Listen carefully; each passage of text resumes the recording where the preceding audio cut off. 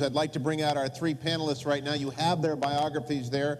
Kyle Frazier representing the point of view that this is a very old earth and it was created by the Lord. Dr. Kent Hovind saying it is a relatively young earth, saying about 6,000 years. And Dr. Michael Shermer, if our panelists would come. This is Dr. Kent Hovind.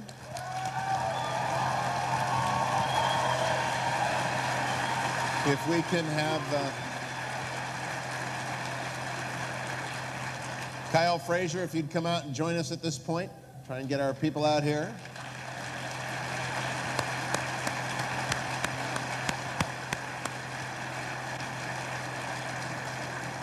An old colleague of mine from PBS days in Los Angeles, Dr. Michael Shermer. Michael, if you'll join us now as well.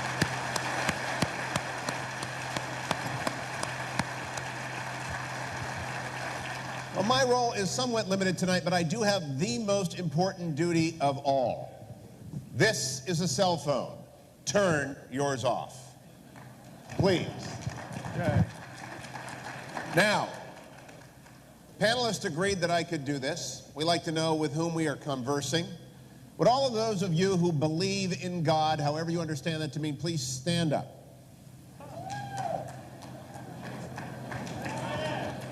Those of you who denominate yourself as a Christian, please continue to stand. The rest, please sit. What? If you are a Christian, remain standing.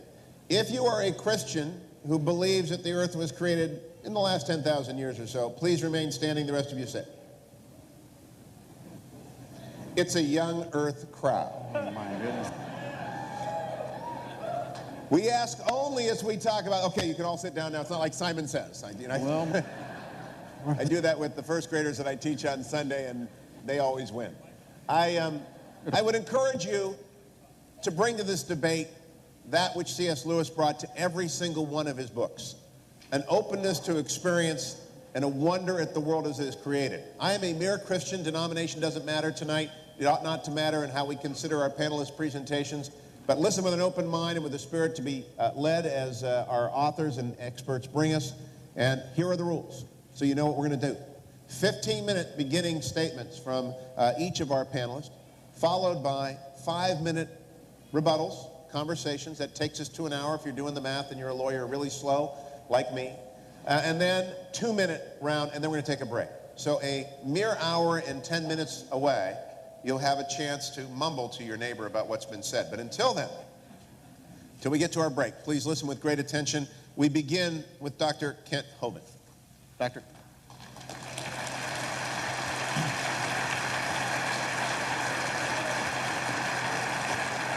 All right. Thank you so much. It is an honor to be here in Minnesota. My name is Kent Hovind. I live in Pensacola, Florida. I was a high school science teacher 15 years. And now for 14 years I've been doing seminars on creation, evolution, and dinosaurs, and I stand without apology for the concept that God created this world in 6 literal days about 6,000 years ago. And I think the evolution theory is one of the dumbest theories in the history of humanity. So there's where I stand. Okay. Now, I will present the creation view. This is what I believe. That's how science is supposed to work. You present your theory and everybody tries to prove it wrong. If you can't prove it wrong, then maybe it's right. The Bible teaches about 6,000 years ago, God made everything. In 6 days, the Lord made heaven and earth, the sea, and all that in them is. And I don't need any help to interpret that verse, and I don't think the average person does either. I think he's telling us he made it in 6 days. And the Bible says death came into the world because of man's sin. Man disobeyed God, and that's what messed this place up. The Bible says by man came death, in Adam all die. And before the flood came, the Bible says the people lived to be more than 900 years old. During this time, reptiles, which never stopped growing, would grow to be enormous. Dinosaurs were big lizards that lived with Adam and Eve. And then Noah took them on the ark. We cover all that in my video number 3 of my series. Then there came a big flood. God was sick and tired of all the sin, so he completely wiped out this world with a universal flood, not a local flood, a completely worldwide flood that destroyed this entire planet. And that left behind all the fossils, the oil, the coal, the natural gas, the sediment layers that we see, and the canyons like Grand Canyon, all formed during that flood in the days of Noah. Noah brought onto the ark 2 basic kinds, 2 of each basic kind of animal. Since then, there's been a lot of varieties produced. There's been big dogs and little dogs, and they probably had a common ancestor, a dog. Now, science tells us things that we can observe or study or test. That is science. Okay? Evolution is not science, and technically creation is not science. Neither view is technically scientific. We cannot observe the creation. We cannot observe the evolution theory. Both are inherently religious. The difference is the evolution religion is tax-supported. That's the primary difference. Now, I like science. I'm not against science. I collect science books, and I'll debate anybody on any scientific topic. If I don't know, I'll say I don't know. But I'm not against science, and I don't know any Christians that are. But there are some things mixed in with our science books that are just simply poisonous. Now, Texas has a law that requires instructional materials to be factual. That's a law, okay? Florida has a law that says textbooks shall be accurate. Wisconsin has a law that says textbooks shall have factual accuracy. Alabama says textbooks shall be adequate and current. California says textbooks shall be factually accurate and reflect current and confirmed research. Minnesota says a teacher shall not deliberately suppress or distort subject matter. Yeah, sure. Hey there, fella. You betcha. Okay? Now, the problem is none of those states are enforcing those laws. There are things used to support the evolution theory that are just plain lies. There is no other way to say it. It's a lie. And we're going to try to get to some of those tonight.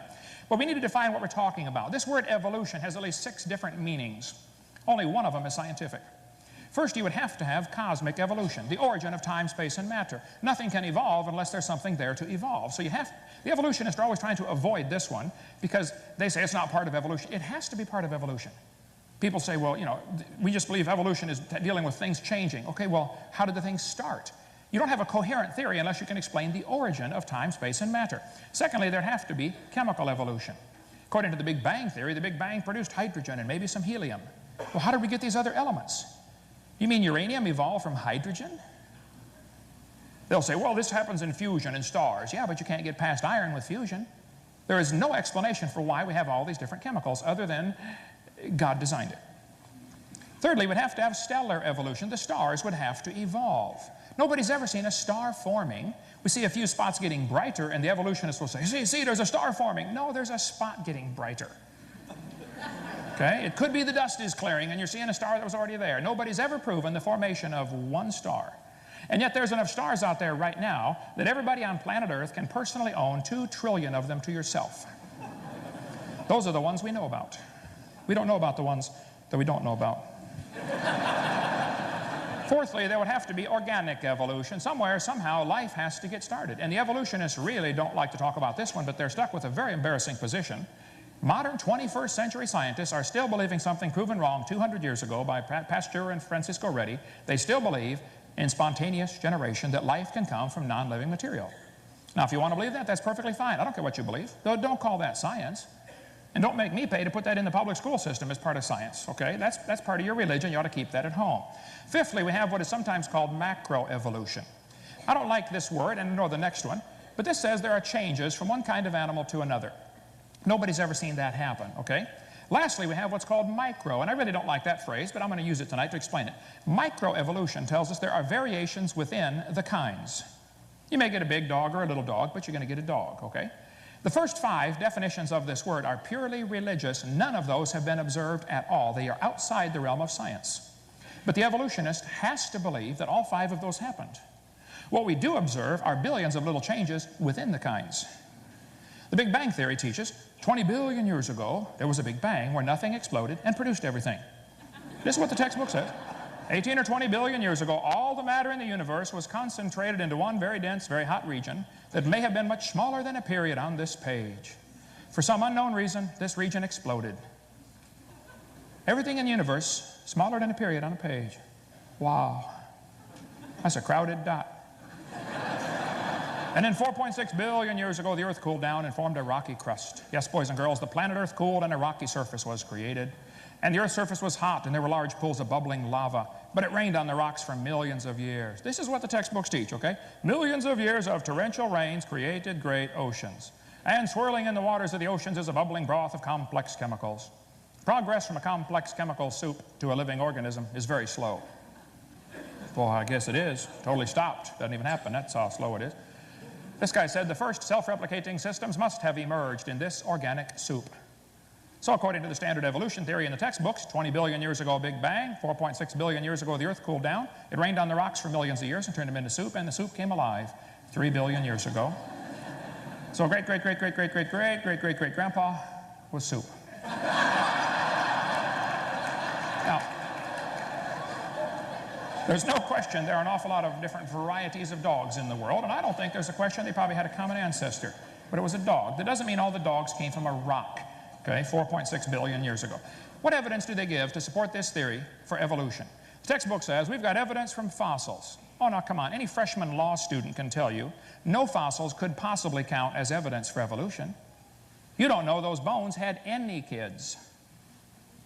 Bring your bones into court. Hey, Your Honor, these bones are the ancestors of everybody today. Yeah, right. You don't know those are the ancestors of anybody. I mean, a kindergartner ought to figure that one out. Evidence from structure, evidence from molecular biology, evidence from development. All the supposed scientific evidence for evolution has been proven wrong years ago. There is no evidence for the theory. Now, I don't mind if somebody wants to believe in it. This is America, the land of the free and the home of the slave, or whatever. But and if you want to believe in evolution, that's perfectly fine. Honestly, I don't care.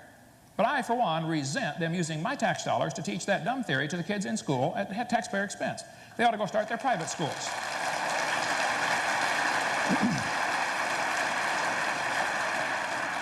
Evolution is based on two faulty assumptions. Number one, they assume that mutations will make something new and better. That has never been observed. Secondly, they will assume that natural selection makes it survive and take over the population.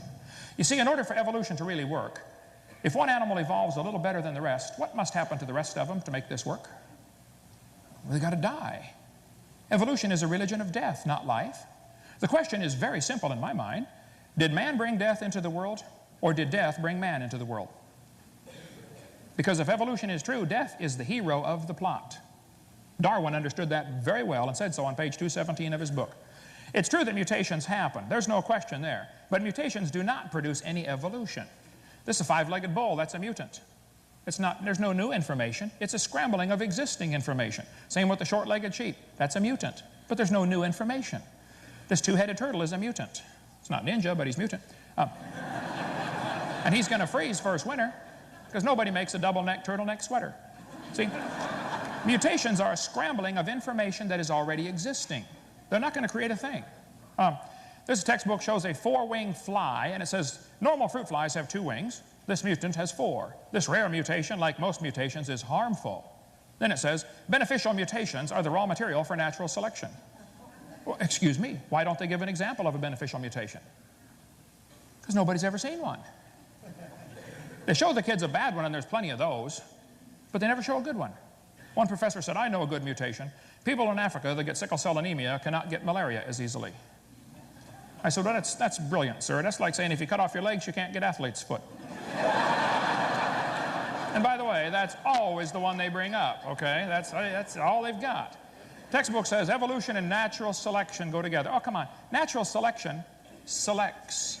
It doesn't create anything. Creationists don't argue about natural selection. I think it happens. But it selects. It's not a creative process. This horse was artificially selected by humans down to get the smallest horse they could get. As far as they know, the smallest one in the world. Talk about useless. See, natural selection is not a creative process. It doesn't create a thing. I taught biology. I'm not against biology. Natural selection works, folks, but it doesn't create. It just selects. If you worked in a factory that made cars and you selected the good ones to go through and the bad ones to not make it out the door, how long would it take that selection process to create an airplane out of that car? It's not going to do it, okay? You may get a big dog or a little dog, but you're going to get a dog. And probably the dog, the wolf, and the coyote had a common ancestor. I wouldn't argue about that.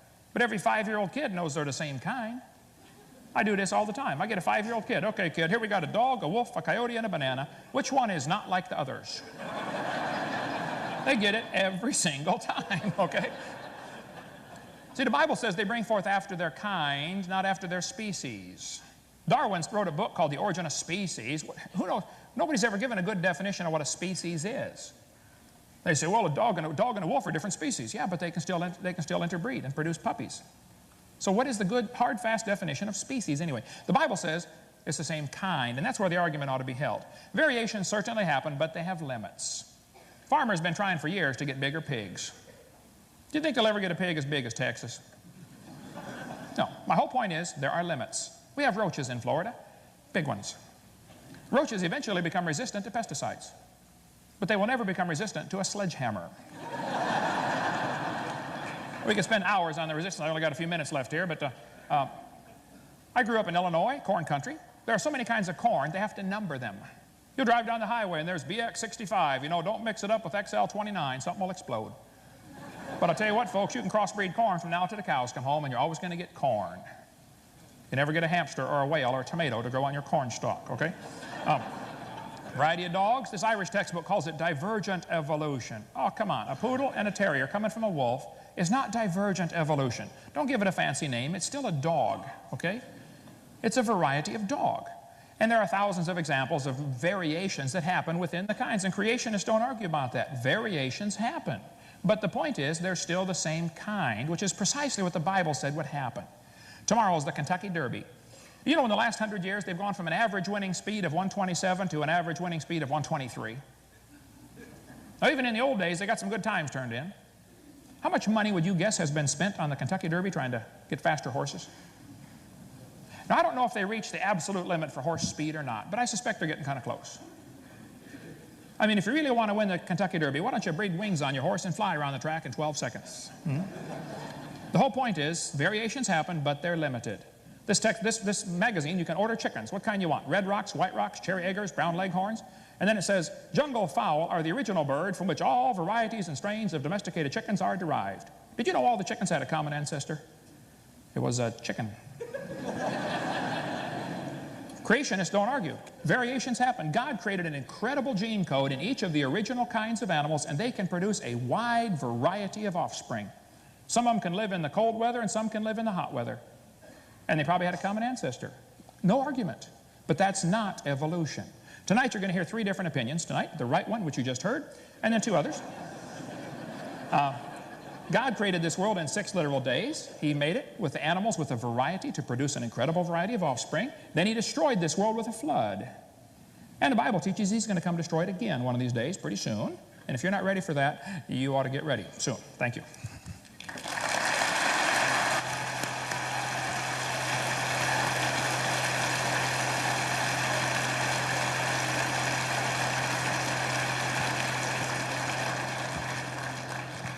The second of our opening statements on the subject matter of how did we get here and when did we arrive is Kyle Frazier. Kyle.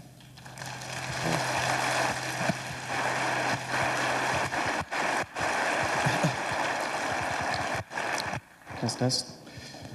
Wow, what a hard act to follow, and especially seeing all of you raise your hands and realizing that we're in quite a bit of a minority here. I would just like to start out by saying a brief thank you.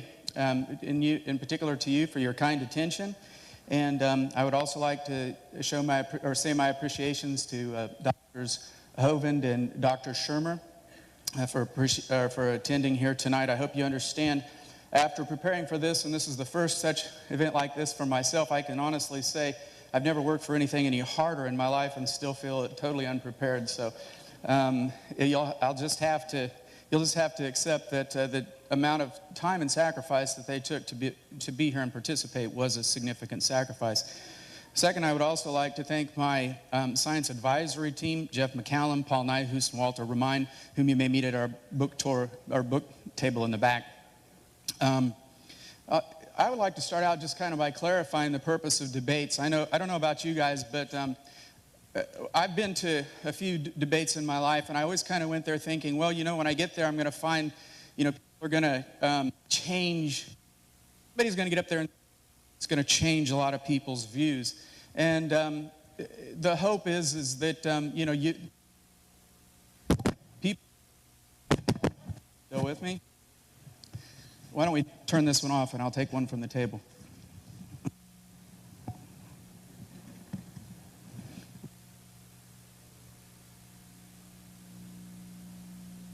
Still not with me? Here we go.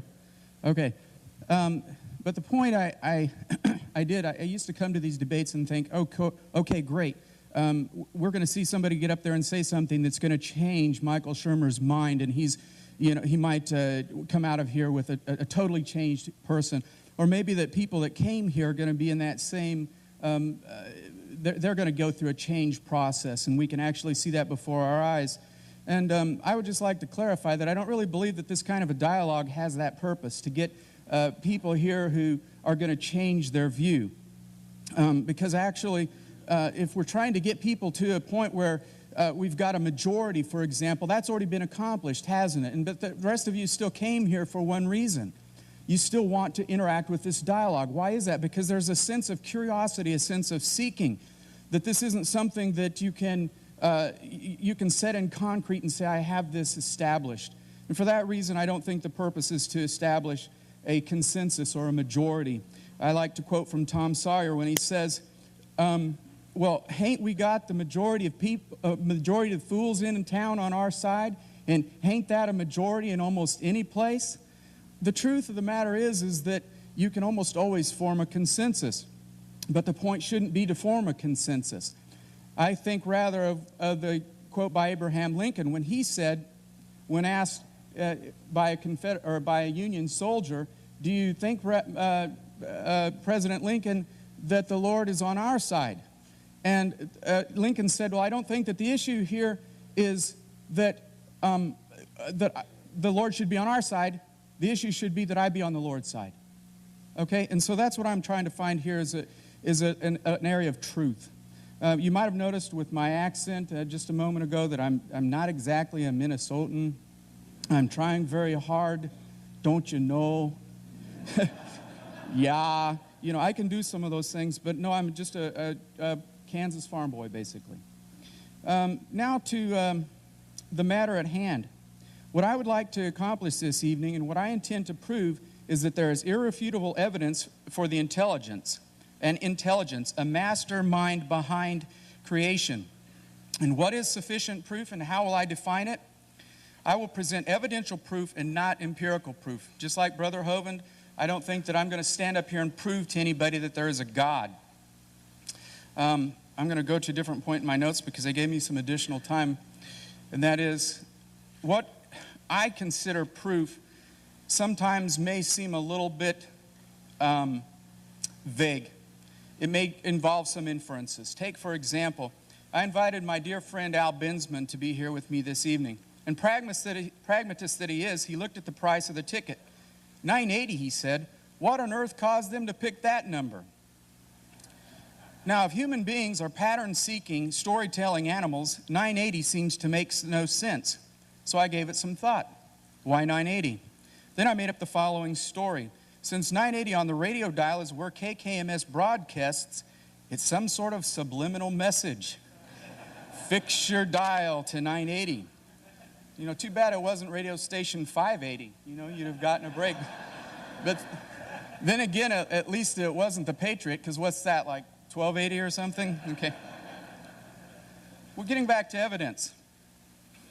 I'm going to take a first look, and what I'm going to do is to I'm going to use forensic type proofs and not try to prove that he exists, only that his acts are evidence.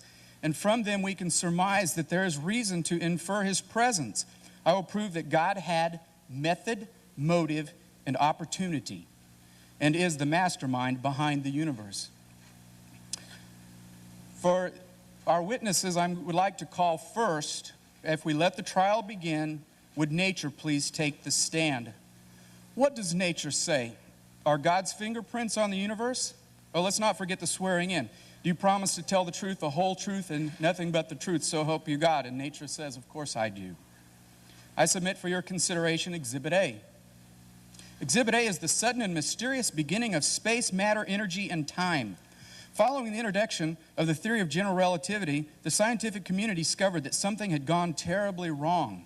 If E equals mc squared were true, there was a time when all that is never was.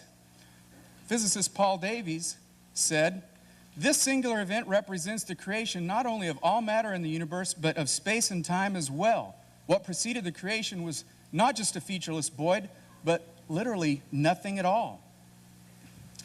Now for your consideration, I submit Exhibit B. Exhibit B is an expanding universe. In 1929, Edwin Hubble announced his famous law of redshifts as evidence for the expansion of the universe. This expansion is extremely fine-tuned to produce our universe. The value of it is 1 part in 10 to the 120th power. Comparing that to human capacity, our best measuring device can make measurements at 1 in 10 to the 23rd power, which, to borrow from Hugh Ross, would mean that the mastermind is at a minimum 10 trillion, trillion, trillion, trillion, trillion, trillion, trillion times more intelligent, knowledgeable, creative, powerful, and not to mention better funded than we human beings are. Why is that so profound, this expansion in the universe? Simply put, it gets at the root of physics. Objects at rest stay at rest. Objects in motion stay in motion. We've all heard that before, haven't we? Therefore, something or someone has to act if things are moving in the universe. Finally, I would like to provide nature's Exhibit C. Exhibit C, the entropy or the cooling off of the universe. This fact was announced in 1992 by a team of physicists regarding their findings from the Cosmic Background Explorer Satellite, or COBE satellite. The universe was cooling exactly as predicted by the general theory of relativity. Stephen Hawking, known for understatement, said, "It is the discovery of the century, if not of all time." George Smoot, UC Berkeley astronomer and COBE project leader, said, "We have found, we have found evidence of the birth of the universe. It is like looking at God." You know, and just out of deference to my brother Hovind here, I've seen that picture and I'm not so sure that it looks exactly like God to me. On the other hand, the reality of this entropy, the cooling phenomena going on, is featured in this picture. Implications. Having considered these evidences, it is important to understand the implications, and there are several. The first is that nothing begets nothing. We know the method of the mastermind. It was the precisely tuned, transcendent creation of space, matter, and time in the finite past. Or in the words of my favorite philosopher and theologian turned 70s pop vocalist Billy Preston, nothing from nothing leaves nothing. So you see, you got to have something if you want to be with me. Then again, for you intellectuals in the crowd, and perhaps you don't date back to the 70s, I have another argument. That is, everything that begins to exist has a cause for its existence. B, the universe began to exist, and therefore C, the universe has a cause of its existence. Second implication is this, that there's simply not enough time. The implications of a recent Big Bang are catastrophic for the theory of evolution, which needs near infinite time to construct even the simplest life form. If all the material in the universe were converted into the building blocks of life, amino acids, proteins, and if assembly of these blocks were attempted once a microsecond for 17 billion years, the number of opportunities to form a living entity is so small as to make it virtually impossible. You cannot construct life no matter how much time you've been given. And so my particular view may say there's 17 billion years, but there's not enough time. By the way, there needs to be a correction up there. That's 10 to the 1 with 11 zeros after it, not 10 whatever that big number is. It's still a very big number. Is there evidence of motive? I've mentioned we need to prove that. Motive is present in nature too, and that's the form of life. Over 45 parameters of the universe have been identified that must be carefully fixed in value for any kind of conceivable life, just not life as we know it, to exist at any time in the history of the universe. Commenting on a few of the parameters, British astrophysicist Fred Hoyle concluded that a super intellect has monkeyed with physics as well as with chemistry and biology. Here's an example of some of the 47. I'd like to start at the top of the list and work my way down. No, I'm just kidding. I don't have time. Is there evidence of opportunity? Thank you, Michael. I appreciate the laughter. At least somebody on the podium up here is paying attention. In 1968 and 1970, breakthrough research, Hawkins, Ellis, and Penrose, that's them up on the top, beg your pardon, proved that the equations of general relativity guarantees the existence of a singular boundary or starting point for space and time. Hawking himself pointed to the breathtaking conclusion that time must have a beginning. For those of you who are Fox News fans, Hawking is who Homer Simpson said, "There's so much I don't know about astrophysics. I wish I read that book by that cool wheelchair guy." Next slide, please. Stephen Hawking's again. Next, don't. Divine revelation, our second witness. I'm going to call a second witness to this stand because the evidence is just from one witness when we look at nature. But are there others? Yes. The next witness I would like to call is the Holy Scriptures. We will call on them first as character witnesses and then to testify.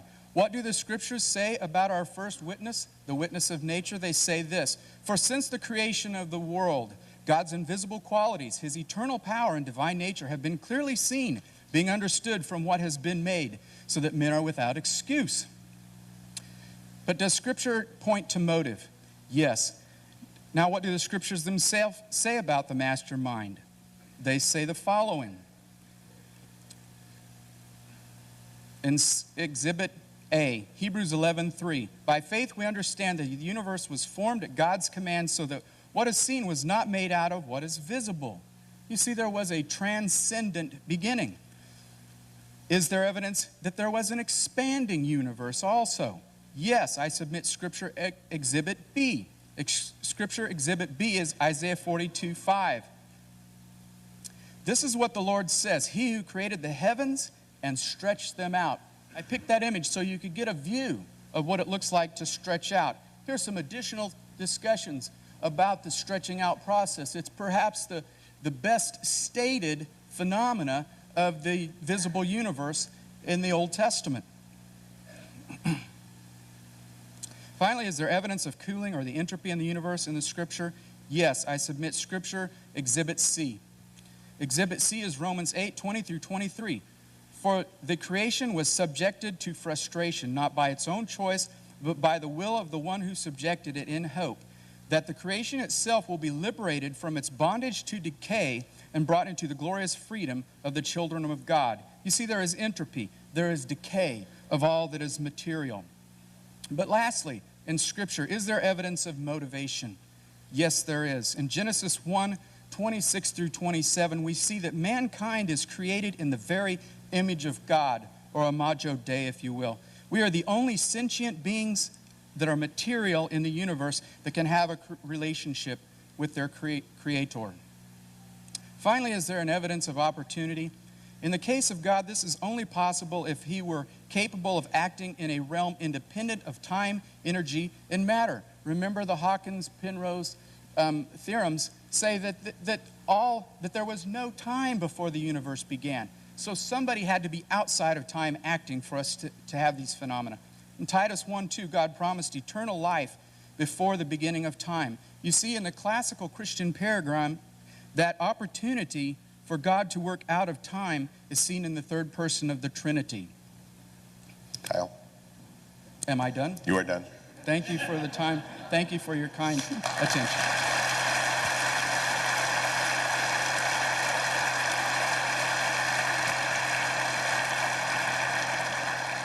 And now presenting the position that indeed there is not God behind how we got here and when we arrived, but with some dates to supply the gaps, Dr. Michael Shermer, the editor of Skeptic Magazine, which you can visit at skeptic.com. Michael.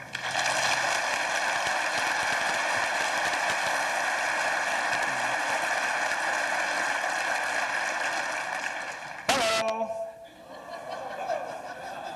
Sounds like God speaking here. How we doing? I presume you know what you get when you cross an atheist with a Jehovah's Witness. It's somebody who knocks on your door for no reason at all.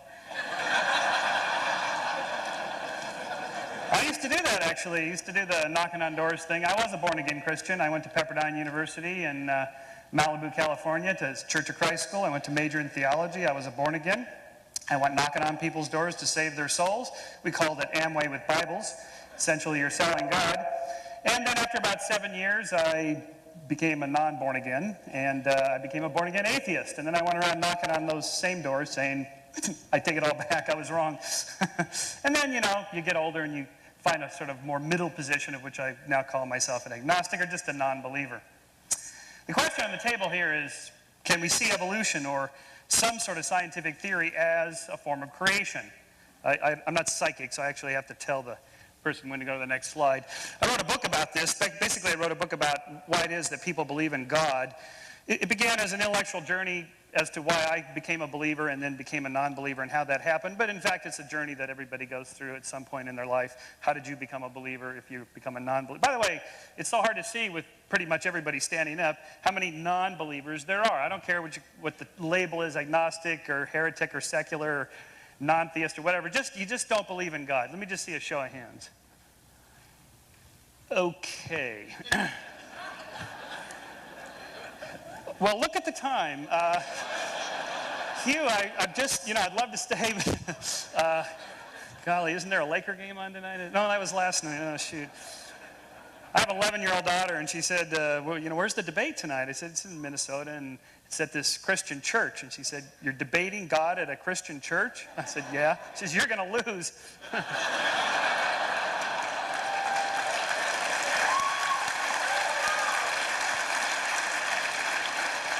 I thank you for her, I guess. So we can go to the next slide. The problem here is that all of these creationist arguments, and I used to make them all, so I know the arguments. They're perfectly good reasons if you already believe. If you don't, they are not convincing reasons. And the reason for this is that these are all what we call God of the gaps arguments. You scientists can't explain blank, X, whatever, therefore there must be a God. This is along the lines of the famous Sidney Harris cartoon. These two scientists, the one says, I think you should be more explicit here in step 2. And the step 2 there is, and then a miracle occurs. You can't, it's just a word. A miracle is just a word for something we can't explain. I don't know how that happened. It must have been a miracle. Next slide. For example, just 2 weeks ago, I went to Clearwater, Florida. There a very famous, at least in Florida, Virgin Mary appearance. It's a huge icon. The thing sits about 40 feet tall. The local Christian church bought the bank building. It's on the side of a bank building. They bought the bank building. It cost them $10 million to preserve this, which they consider to be a miracle. Next slide. You can see people going there in crutches and wheelchairs. This was about 6 years ago when it first appeared. Today, here's somebody in a wheelchair. They've put up a huge crucifix here. You can see the size of this thing. Next slide. Turns out, this is myself and the amazing Randy, Richard Dawkins, standing in front of a bunch of candles here. There's so much wax from the candles, they had to put down that stuff they put in auto shops to soak up oil. There's so many people there praying to this miracle. Next slide. But in fact, if you walk around, you find out wherever there's a sprinkler head, there's a miracle of this mineral water spray that appears on the windows. Next slide. In fact, on the back side, there's another Virgin Mary that somebody began to wipe off. This used to be there about 5 years ago, so I'm not sure why the church wiped this off, but you can see the miracle beginning to appear. There's another Virgin Mary here, yours truly here. Next slide. In fact, the question is it really a miracle of Mary, or is it a miracle of Marge?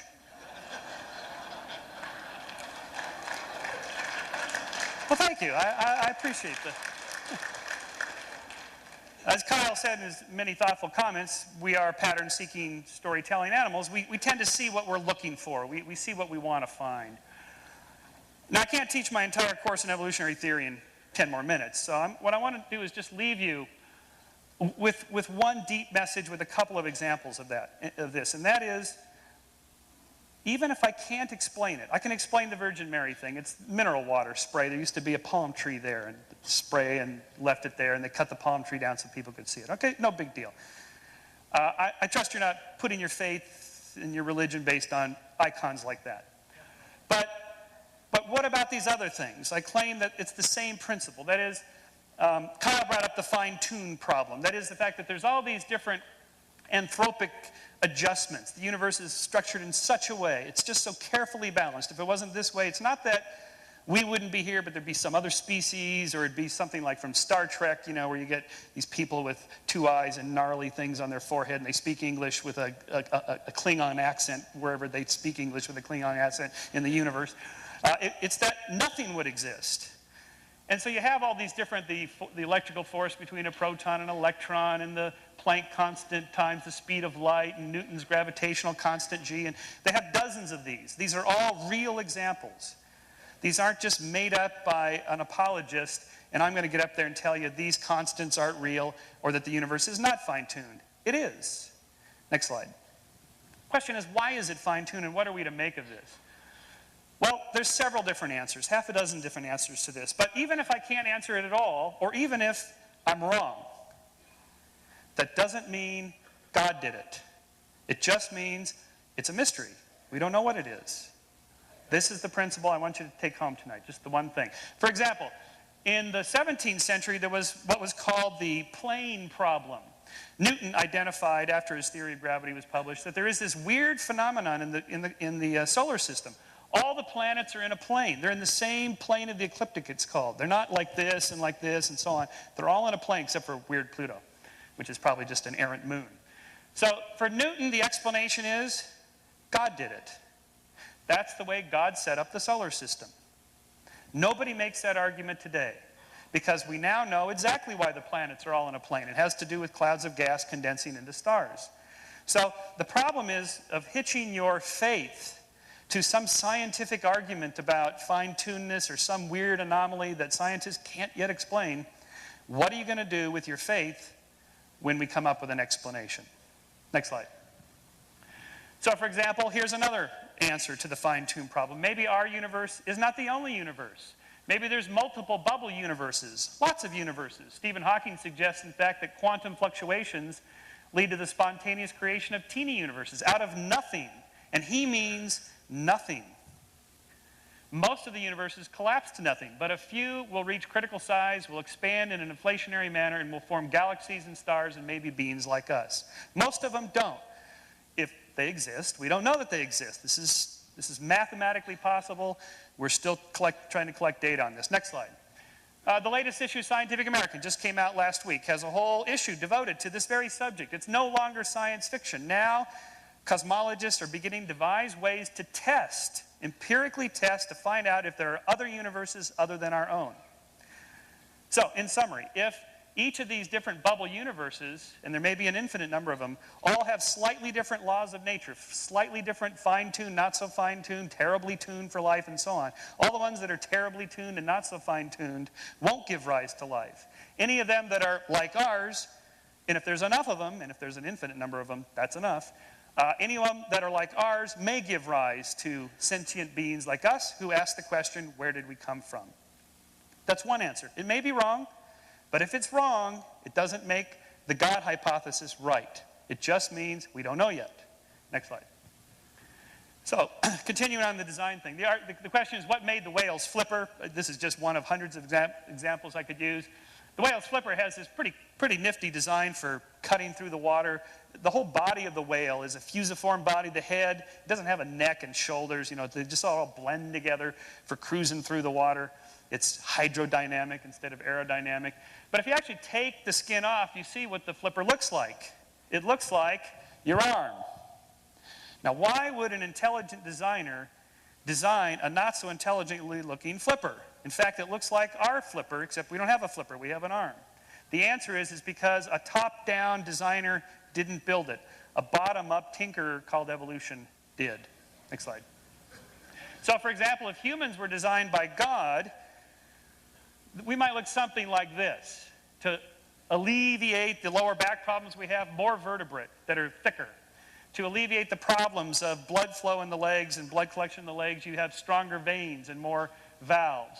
You have much larger buttock muscles here to hold this upper thing. Your ears would be slightly different, and so on. The arms would be shorter. The rib cage would be larger to hold the organs. The point is this. Yes, it looks like design has happened, but is it really intelligent design? Does it look like an omniscient, omnipotent being really made us with all the little flaws in our design? Next slide. Another question, evolution or God or intelligent designer. We have two different hypotheses here. Dr. Hovind, God, and Kyle, intelligent designer, id, whoever id is. The question is like, let's just say, just take this one sequence of the evolution of the ceratopsians, like the Triceratops, the most famous, the little three-horned dinosaur, Triceratops. Where'd it come from? Okay, regardless of whether the picture is right or not, it's roughly right, because we have quite a few fossils here. When did id, or God, interject his influence? Did he just create the general form and then evolution created all the other forms? Or did God interject at each of the family level, or at the genus level, or at the species level? When does God intervene when he's intervening? At every single individual born, is God tweaking the system? You will not find consensus among creationists on this question. It's very interesting that they dissent among themselves about how often and when God intervenes. Anything from he set the whole system up at the beginning and stepped out and just let it run by itself, to he tweaks every single little molecule and genome in every single one of us that is born, and everything in between. Next slide. So, how do we know evolutionary theory is true? It's not true, capital T, true in a religious sense. It's not true in a political sense.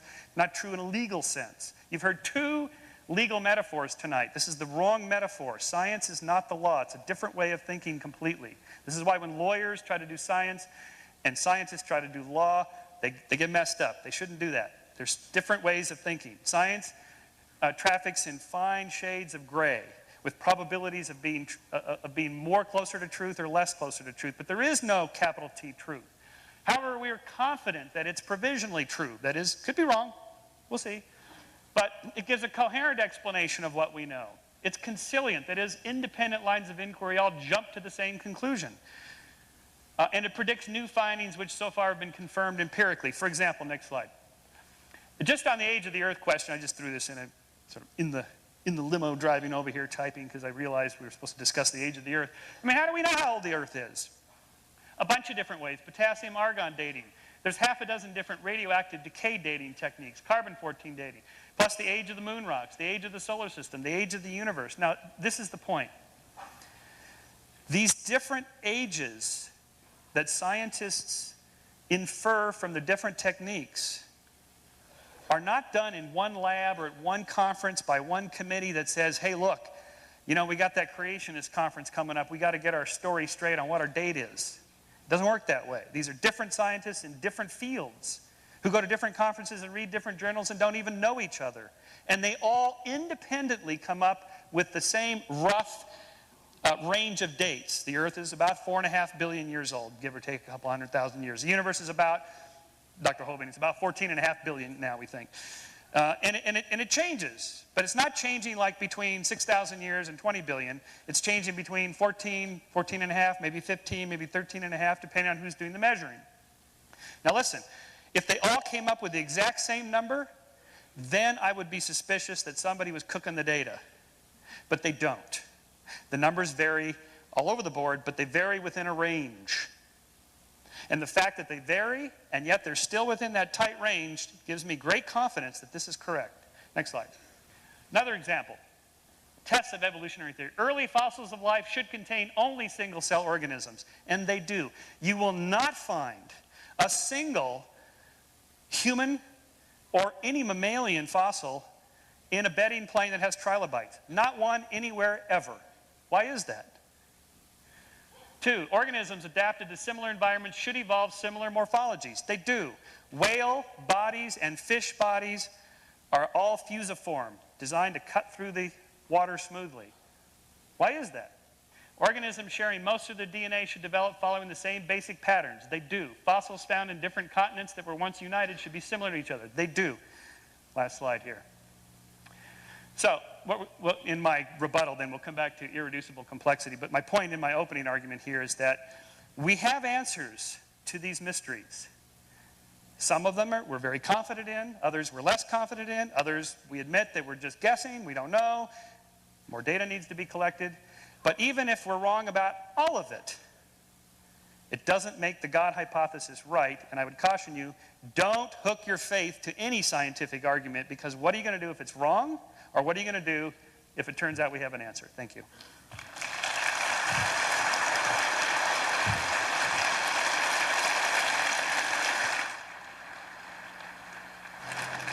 How many lawyers do we have here this evening? Would you stand up? Lawyers? I'm here. That's true. There's one or two. I love how Michael dismisses the law. Tonight when he gets caught speeding, I hope he says to the officer, You're talking about the law. I want to talk about the science of motors, and it's not going to work. In evidence class, we learn that the more powerful your argument, the shorter the amount of time you need to make it. And so now in the 5-minute round, a lot of the rhetoric goes aside and a lot of the sidebars, but the hardcore analysis of how did we get here and when did we arrive? Dr. Hovind? Is it 5-minute or 6-minute? My schedule says 6. I'm not going to get this done here. All right, let me start with Kyle Fraser's arguments. If we can get the screen black there. Reasons to believe. Reasons to believe what? Reasons to believe the Bible or reasons to believe Hugh Ross? I've always wondered about that one. Can we trust the Bible? Is the Bible literally true, or do we need some guru to tell us what it means? The average person reading that book is not going to come up with the billions of years that he comes up with. The average person reading the Bible is going to come up with 6 days about 6,000 years ago. And the Bible is going to say there's no death till Adam sinned. The question of where did energy, life, matter, information, and organization come from is still, I think, of course, Kyle Fraser's position is God did it. I agree. But is God capable of doing it and telling us how He did it? As far as the red shift, I cover this in great detail on videotape number 7 of my series out there. Get my plug in here. Most of his arguments seem to be based on the assumption that the red shift proves the universe is expanding, and the universe may be expanding. But that still doesn't prove it's billions of years old. On day 1 or day 6, Adam was 0. But he didn't look 0. The trees had fruit on them. They were just 3 days old. They don't look like what we would think would be a 3-day-old tree. The God that I worship is capable of creating a fully mature, fully functioning universe in 6 days, just like He said. He said God is trillions and trillions and trillions of times more powerful than man. Man, to me, that's heresy. God is infinitely powerful. This is a limited God. My God's not limited, okay? Look at the background radiation as like looking at God. To me, that also would be heresy. God doesn't look like that at all. And nature is the first witness. That was interesting. And the Bible's the second witness. I like nature. I like science. I'm not against science, but folks, that's not how it's supposed to work. The God that I worship is not only capable of creating, He's capable of writing a book and telling us how He did it, and He can preserve that book for everybody today. That's the God that I worship. Now, for Michael Shermer, he said he was a born-again Church of Christ church member. I don't know if he was or wasn't. That's between him and God to judge, which he will face one day. The majority of audience here believe in God, which is because we're right in this case, all right? The God of the gaps, you know, miracles did it. You should look at the evolution theory and see how many miracles they have to pull in. You know, how did life get started?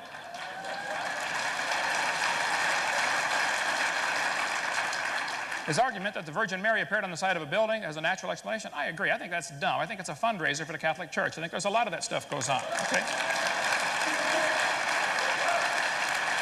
And I think he is very right to be skeptical of many of the things going on in Christianity. He's right. They ought to be skeptical, okay?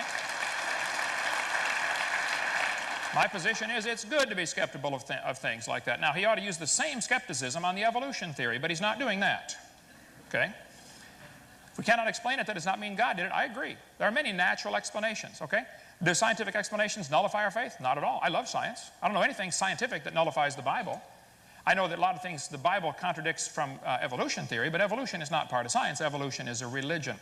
He said nearly, by the way, let me point out here, nearly all branches of science were started by creationists, because he mentioned, I forget what the point was that brought that up, but I put it in here. Okay. Francis Bacon was a creationist, Kepler, Pascal, Boyle, Newton. The list is huge of people who, creationists, who started just about every single major branch of science today. The evolution theory has done nothing to the improvement of science. It is a useless theory, and it is counterproductive, in my opinion. So you can't claim that scientists are all evolutionists. They're not. There are thousands of scientists today who are creationists. Okay? Many major branches of science were started by creationists. Let's see, where did I leave off here? Comparative anatomy, that was interesting that he would use that one about the whale's flipper. Comparative anatomy, if I can get to that one.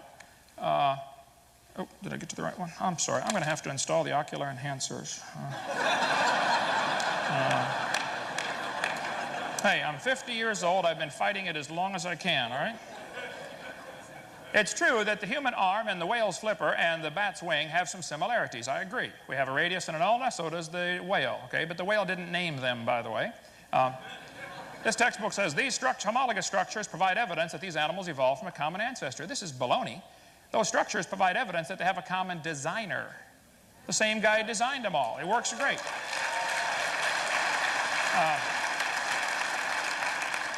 You mentioned the Triceratops. When did God intervene? This is setting up a straw man argument, okay? He says, here's our chart showing how we think the different ceratops evolved. Now, how did God do this?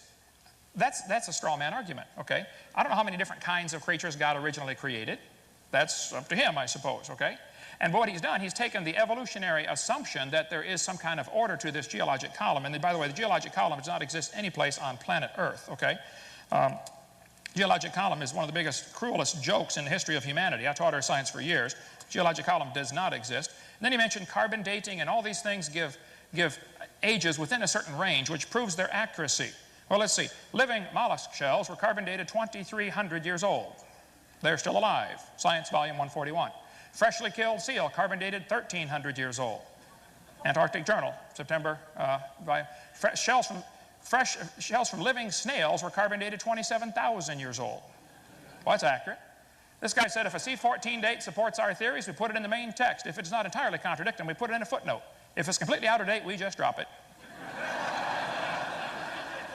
Anthropological Journal of Canada, volume 19, said no matter how useful it is, the radiocarbon method is still not capable of yielding accurate and reliable results. There are gross discrepancies. The chronology is uneven and relative. The accepted dates are actually selected dates. This whole blessed thing is nothing but 13th century alchemy. It all depends upon which funny paper you read. One part of a mammoth dated 29,000 years old. Another part of the same animal is 44,000 years old. Man, you talk about a slow birth. Dima, well, I told you I need 6 minutes, but that's okay. We got plenty more. Get video number 7 right out there. Thank you so much.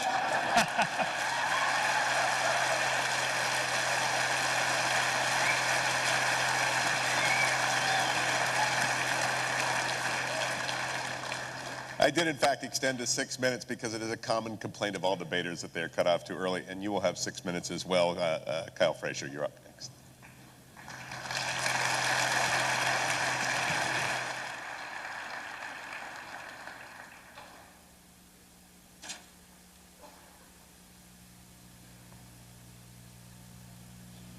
Are you with me? Are there? Have I mentioned yet what a hard thing this is to do?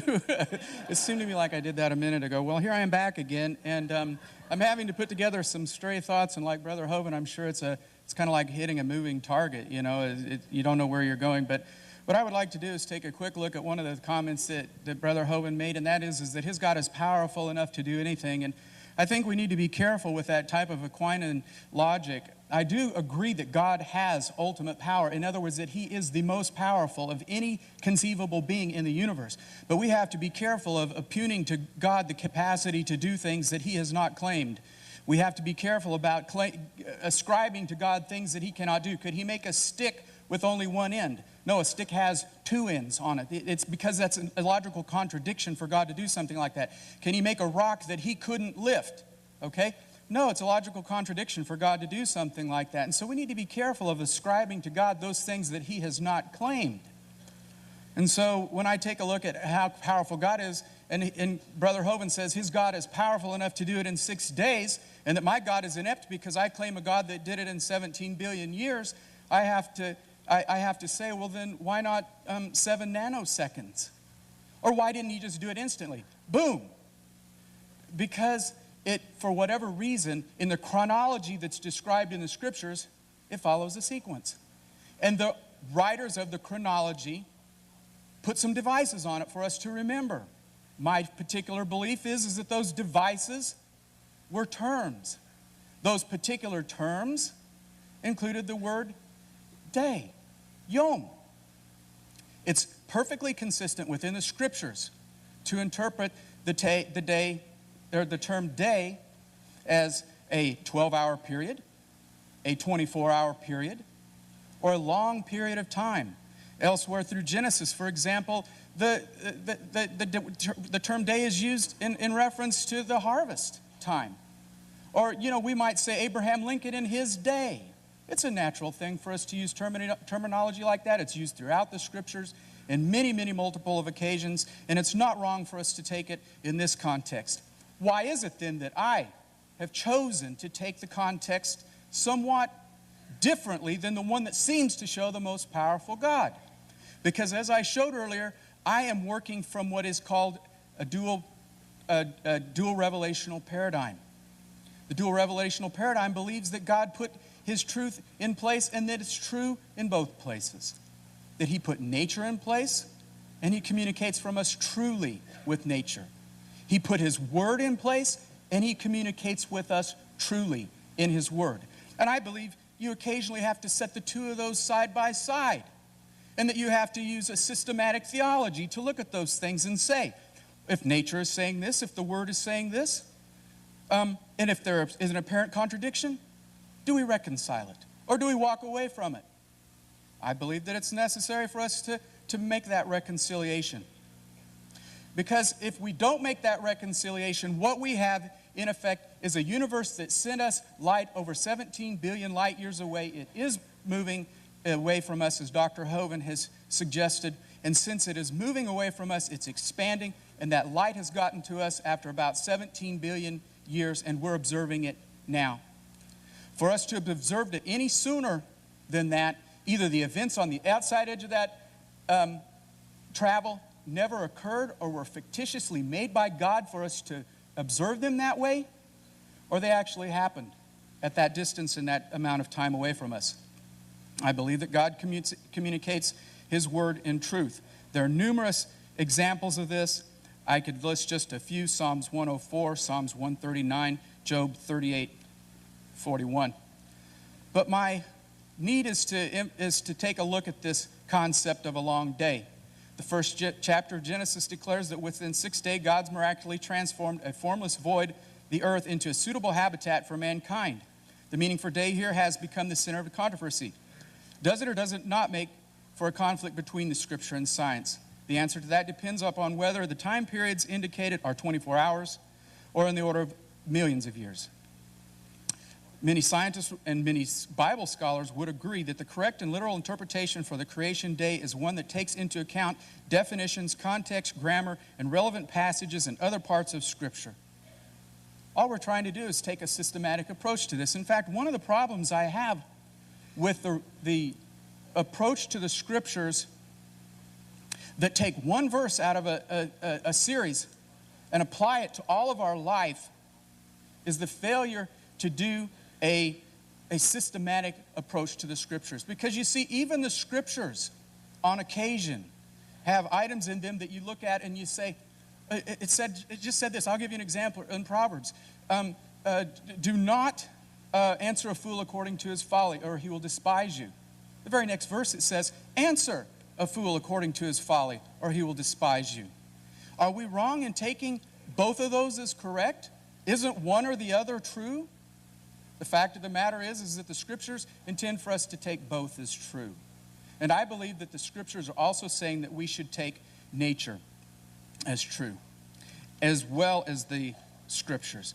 And the unfortunate problem with not doing that is that you have circular reasoning. Perhaps I'll be able to get back to this in a moment.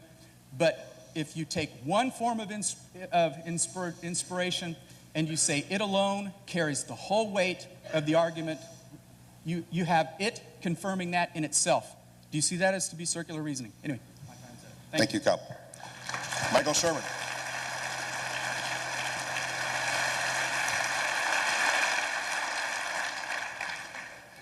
Okay, now look.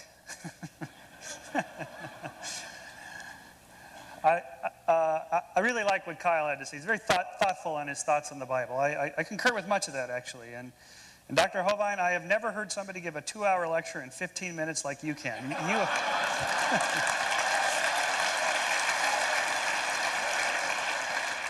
Your law students would have fun taking notes from this guy.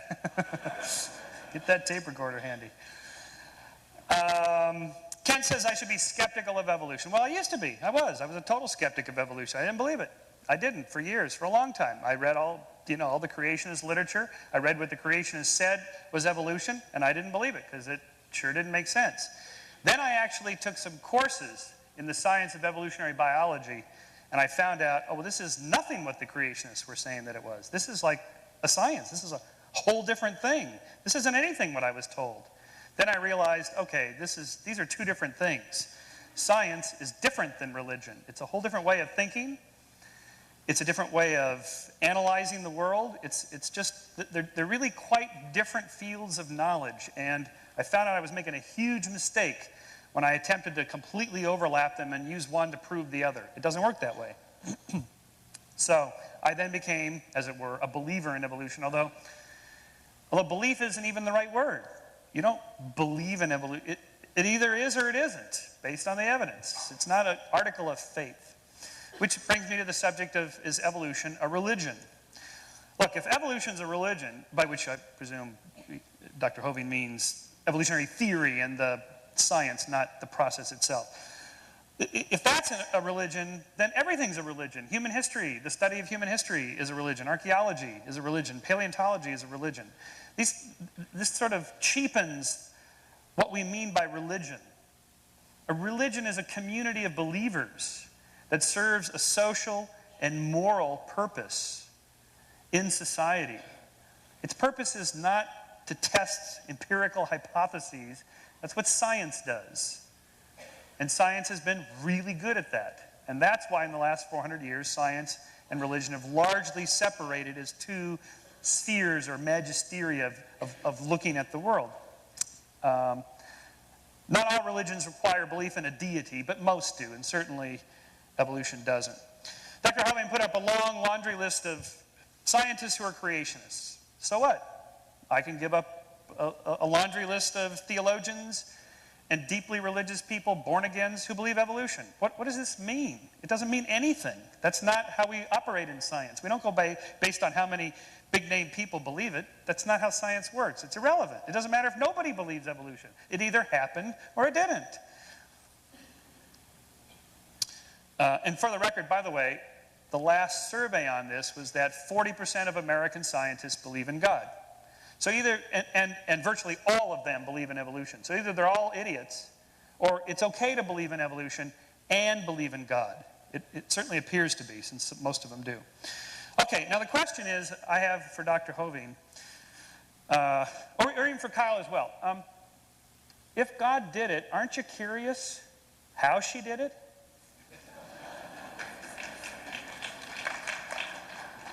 Thank you. I didn't expect that from this group. Okay, I'll take it. In science, we just want to answer questions about the natural world. So if God did the fine-tuning of the universe, or did this with the protons and electrons, or did this with the whale flipper, or whatever, how did God do it? Did God use genes? Did he use, for the cosmos stuff, the electromagnetic force, the weak nuclear force, the strong nuclear force? Just gravity, some other force we don't know about? What force did God use? As soon as you ask that question, you're now doing science. That's what science is. It's just naturalism. And there's only naturalism. The rest is supernaturalism. That's not science. You can do that in religion if you want, but that's not science. As soon as you step out of that, you're not doing science anymore. The geological column, by the way, is quite real. In fact, it was laid down and discovered and described by creationists long before the century before Darwin. So don't let Dr. Hovind fool you to thinking that this is some concoction, conspiracy by evolutionists. It's not. The geological column was discovered by creationists. That's not what you think it is. It's creationists created it. Finally, what is the Bible? What is the Bible? Are we to read the Bible as a book of nature? Are you really supposed to read this to find out how the universe began? Are you supposed to read it to find out exactly which deck the predators were on and the prey were on the ark? I mean, 2 of every species. There's somewhere between 10 and 40 million species. Where did he put all these? And who cleaned up the mess anyway at the end of the day? And what did they feed them? If you're asking those kinds of questions, you're missing the point of the Bible, one of the great books of Western literature. You're missing the point if you're doing all this, what I would call pseudoscience. The point of the Bible, like let's say take the flood myth, for example. By myth, I mean a story. It's a destruction redemption. It's a starting over. It's a beginning anew. It's we screwed up. We're gonna start over. All the stories in the Bible are moral homilies and tales that tell things. Surely you don't want to take Deuteronomy and its admonitions to kill disobedient children. Surely you don't want to take that literally. Please tell me you don't take that literally. Or that adulterous women should be killed. Please tell me you don't take that literally. And if you don't, then you don't take the Bible literally. Al, Thank you.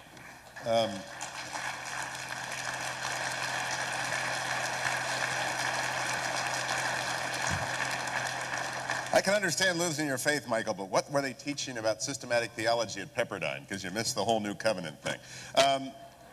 What?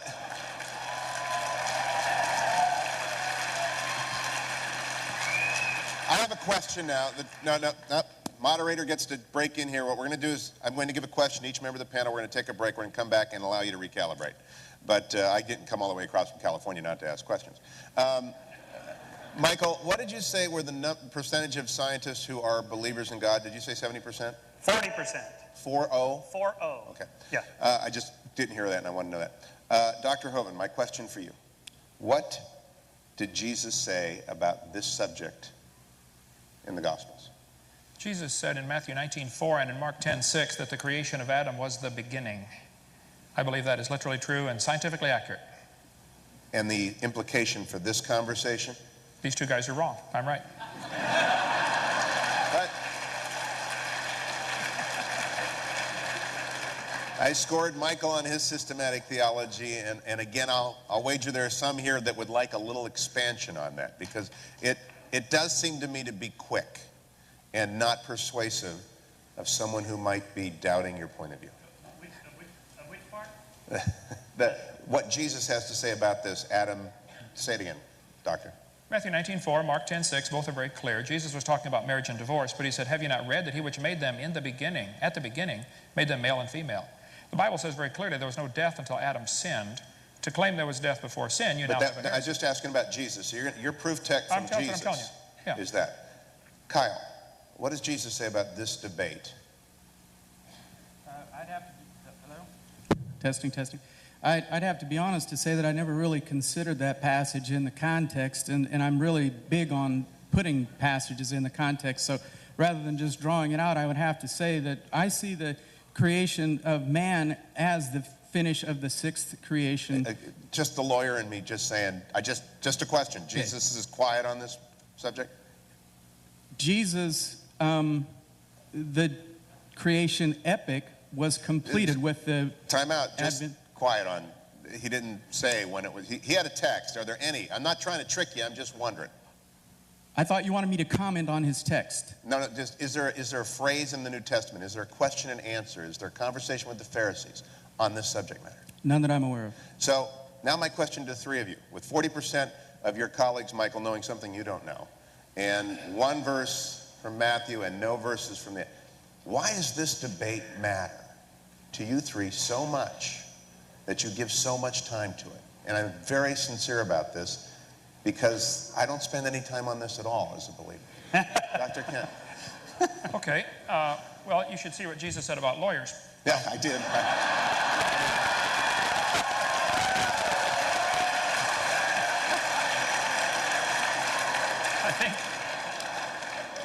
I think this subject is absolutely the most important subject in the world.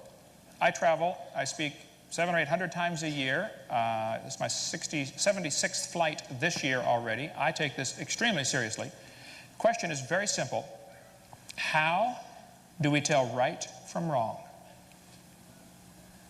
But we could get into a discussion of all kinds of moral issues. You know, is adultery right or wrong? Is abortion right or wrong? Is murder right or wrong? It doesn't matter what subject you discuss. Before you start a discussion on a moral issue, you first have to decide how you decide.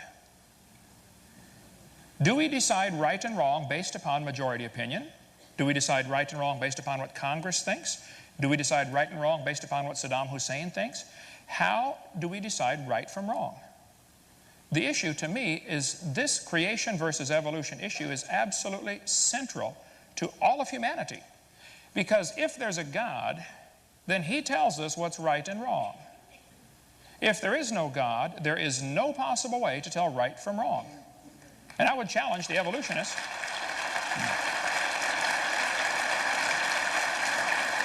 So I've asked this question to hundreds of evolutionists, and I'll ask it again tonight. If evolution is true, how do we tell right from wrong? Very simple.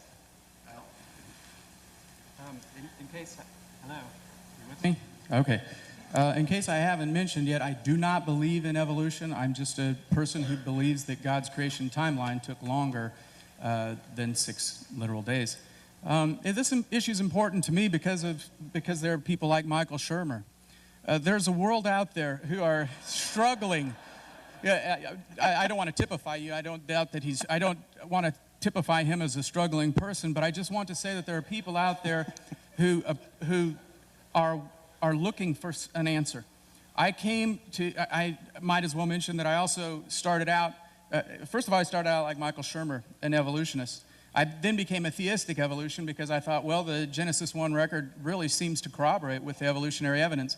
I worked my way up to Brother Hovind's view, where I followed Dr. Gish and others like him, Dr. Morris, and believed very strongly in what they had to say because it corroborated with the Bible. But it wasn't until I came to this point where I realized that God can do something in a longer period of time if he wants to, and it could correspond to what the revelation in nature shows me has happened.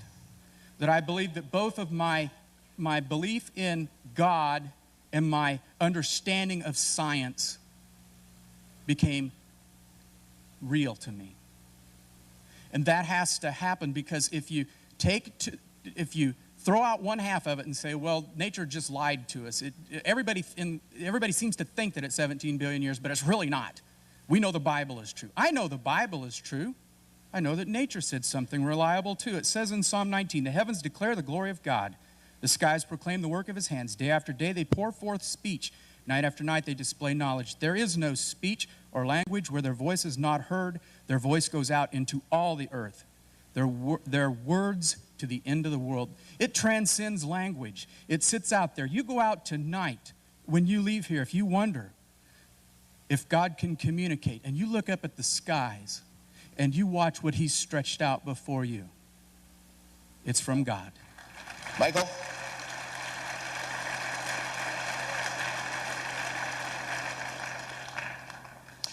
Well, I'm interested in the subject because what's not to be interested in? You'd have to be made of wood not to be interested in the question of where we came from. So in my books and here and so forth, it's an intellectual journey. I think the journey itself, the process of thinking for yourself and thinking it through and listening to all the different theories and opinions and so on, that's where the action is trying to figure it out yourself. And I guess my take-home message is, you know, it's okay not to believe if you don't, or if you have some doubts or whatever. It's not going to kill you. It won't. It's okay. You can always reconvert tomorrow, just in case. I figure, you know, since I really did believe, and I really did, I was very serious about this, you know, I figure I'm in there just in case I'm wrong now. Maybe it's sort of a way station somewhere. There's different versions of this. I ask believers if I'm in there, just in case. I do think that there's something... I think deep within us that wants to know, for whatever reason, we have a big enough cortex to think about these huge questions and try to answer them. So for me, I do want to answer the question, where did morals come from if there is no God? And how can you be good without God? Which is the subject of my next book called Why We Are Moral. And what could be more interesting than that? This is a hard scientific question to answer, and I'm working on it. Don't worry, you're not a lawyer. It is 8:20. We will return here at 8:40 for part 2. During the break, I was approached by one of you. What denomination do you belong to and why? I said, I am a Presbyterian for many reasons, but it is primarily the church in which I'm least likely to be hugged. Please keep that in mind after the break. I was also, my dear friend Judge Anderson is here from your Court of Appeals. And he stood up, he's the only other lawyer here, and he averred as how perhaps you had sprayed for lawyers tonight, and we're feeling very alone. Where are the rest of our panelists, if we can have Dr. Hovind and Dr. Shermer come back out? Or maybe not. Kyle, you get all 30 minutes. Now, here's what we're going to do. We're going to assign 10 minutes. We discussed this, an iterative process, big word meaning we're just making it up as we go along. And 10 minutes to each to hit the central points of their presentation, and then I'll do my Oprah. If you have a question, and I emphasize, a question involves an inquiry, not a statement, not a speech. We'll do 3 questions at a time and allow the panel to choose the one that most interests them. So it's kind of, what's that show where you get thrown out when you're very boring and uninteresting? If your question doesn't make it, don't blame me. Michael Shermer, you're going to go first, 10 minutes. You missed the huddle up back there, so. Are you ready, Doctor? Go ahead.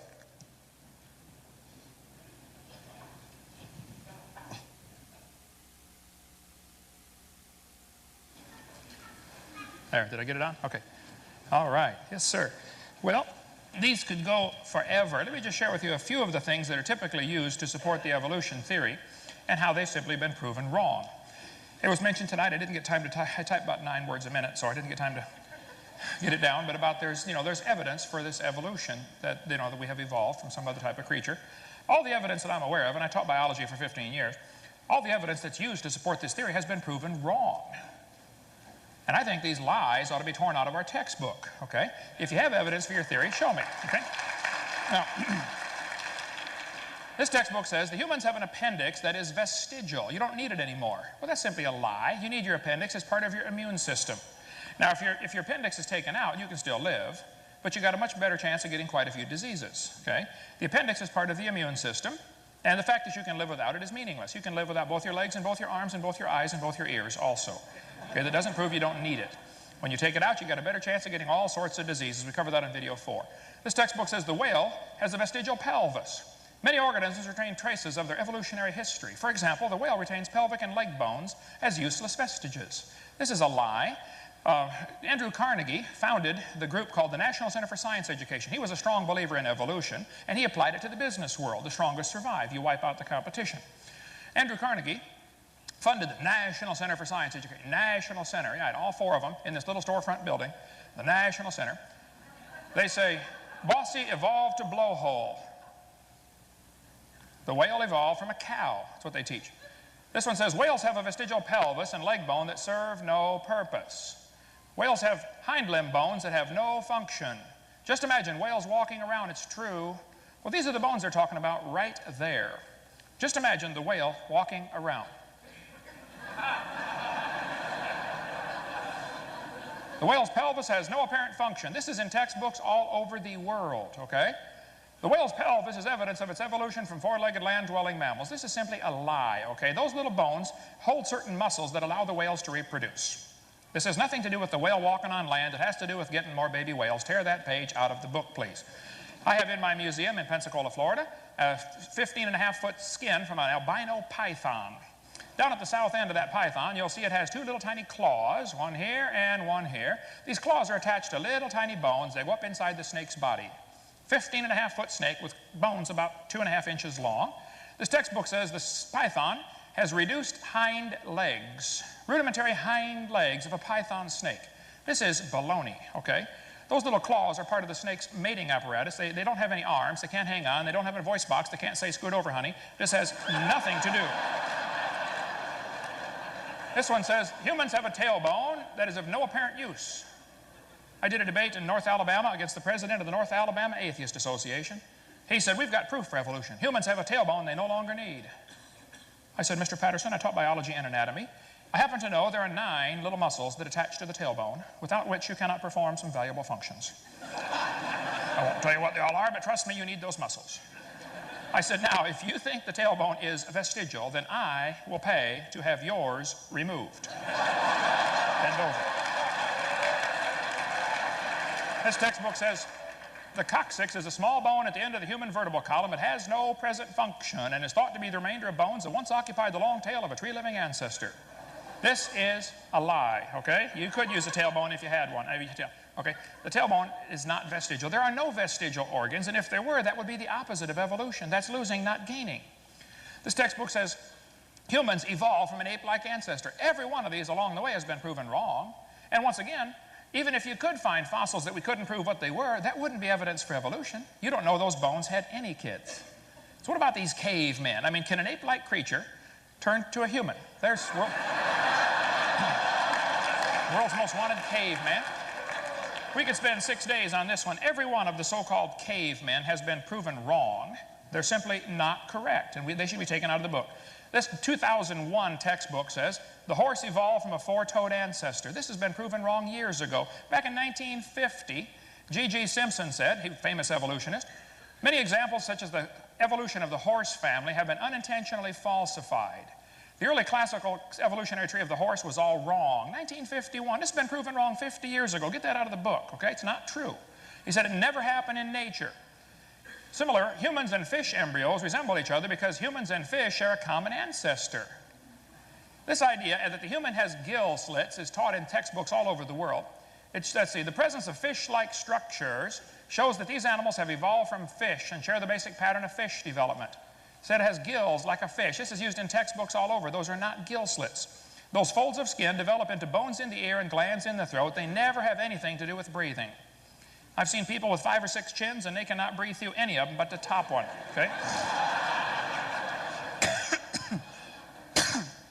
Ernst Haeckel made up this entire stupid idea after he read Darwin's book in 1860. He was an embryology professor in Germany, so he took a drawing of a dog and a human embryo and he changed them and made them look alike. He lied deliberately to his people that were listening to him. He made giant charts of his fake drawings, traveled all over Germany, and converted the Germans to believing in evolution with his fake drawings. Now, on top are his drawings. Underneath are actual photographs of those creatures. Either he's a real lousy artist or he's a liar. Well, it turns out he's a liar. His own university convicted him of fraud. He said, I should feel condemned, except all the other biologists lie, so it's okay for me to lie. This biogenetic law is as dead as a doornail. It's not true. Take it out of the book. But guess what? It's still used in textbooks all over the world, including in this county. They're still teaching it. Proven wrong in 1875, and they're still teaching it all over the world. Now look, if you have some evidence for evolution, then please show me. We've been offering $250,000 for evidence for evolution for 10 years now. All they have to support their theory are lies, things that have been proven wrong a long time ago. We do spend 3 hours on videotape number 4, and I'm going to cover some of this tomorrow. Some of the lies in the textbooks. They say this, a similar structure proves a common ancestor. The bones in the different arms of these animals develop from different genes on the chromosome. They're not homologous structures. And the similarity could prove they have a common designer just as easily. This is a chart showing how the atheists think the different states are treating the subject of evolution. They think the folks in Minnesota are doing a wonderful job of teaching evolution. You ought to be ashamed of yourself. You ought to get red like Florida. We're doing a lousy job. Yay, Florida. Richard Dawkins said, it's absolutely safe to say if you meet someone who claims not to believe in evolution, that person is ignorant, stupid, or insane, or wicked. Well, he's real open-minded, isn't he? Evolution's not a fact. It's not even a good theory. Evolution's a religious hypothesis. People believe that the animals changed. Nobody's ever seen a dog produce a non-dog. Now, I think 2 things. Number 1, the lies should be taken out of the books, period. Don't lie to the kids. And then I think you'll find there simply is no evidence to support this evolution hypothesis, okay? And that's their problem. If you don't have any evidence for your theory, I'm sorry. I mentioned in a debate one time about 30 different lies in the textbooks, and this one professor said, Hovind, you want to take all these lies out of the books, and I got a question for you. What are you going to replace it with?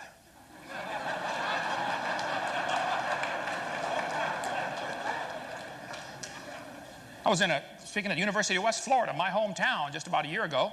One professor got up in the audience during Q&A time, and he said, Hovind, you mentioned tonight we should tear the pages out of the book. He said, I don't think we should deface textbooks. I said, well, sir, suppose you were teaching math, and you came across a book that said 2 + 2 is 5. What would you do? He said, I would tell my students to mark out the wrong answer and write in the right answer.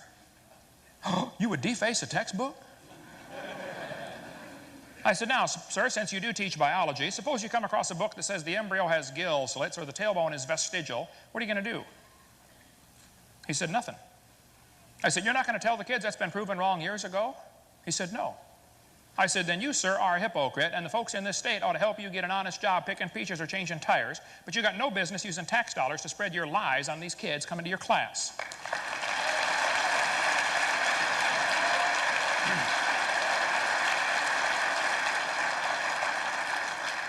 Thomas Huxley was called Darwin's bulldog. He really promoted Darwin. His grandson, Julius Huxley, said, I suppose the reason we leapt at the origin of species, the reason we believed in evolution, was the idea of God interfered with our sexual mores. Ooh, now we got the truth coming out. Some people just don't like God telling them what to do. That's the bottom line. Well, listen, you do whatever you want with your life, but you're going to stand before that same God one of these days and be judged for everything you've ever said, thought, or done, whether you like it or not. Now, my recommendation is we get lies out of the textbooks, okay? If you got some evidence for a theory, then show me. But the evolution theory is hiding behind a bunch of lies. That's all there are to support it. And I am on a crusade, one-man crusade if necessary, but I'm going to die trying to get honesty in our schools and get the kids to quit being lied to. I think the purpose behind all this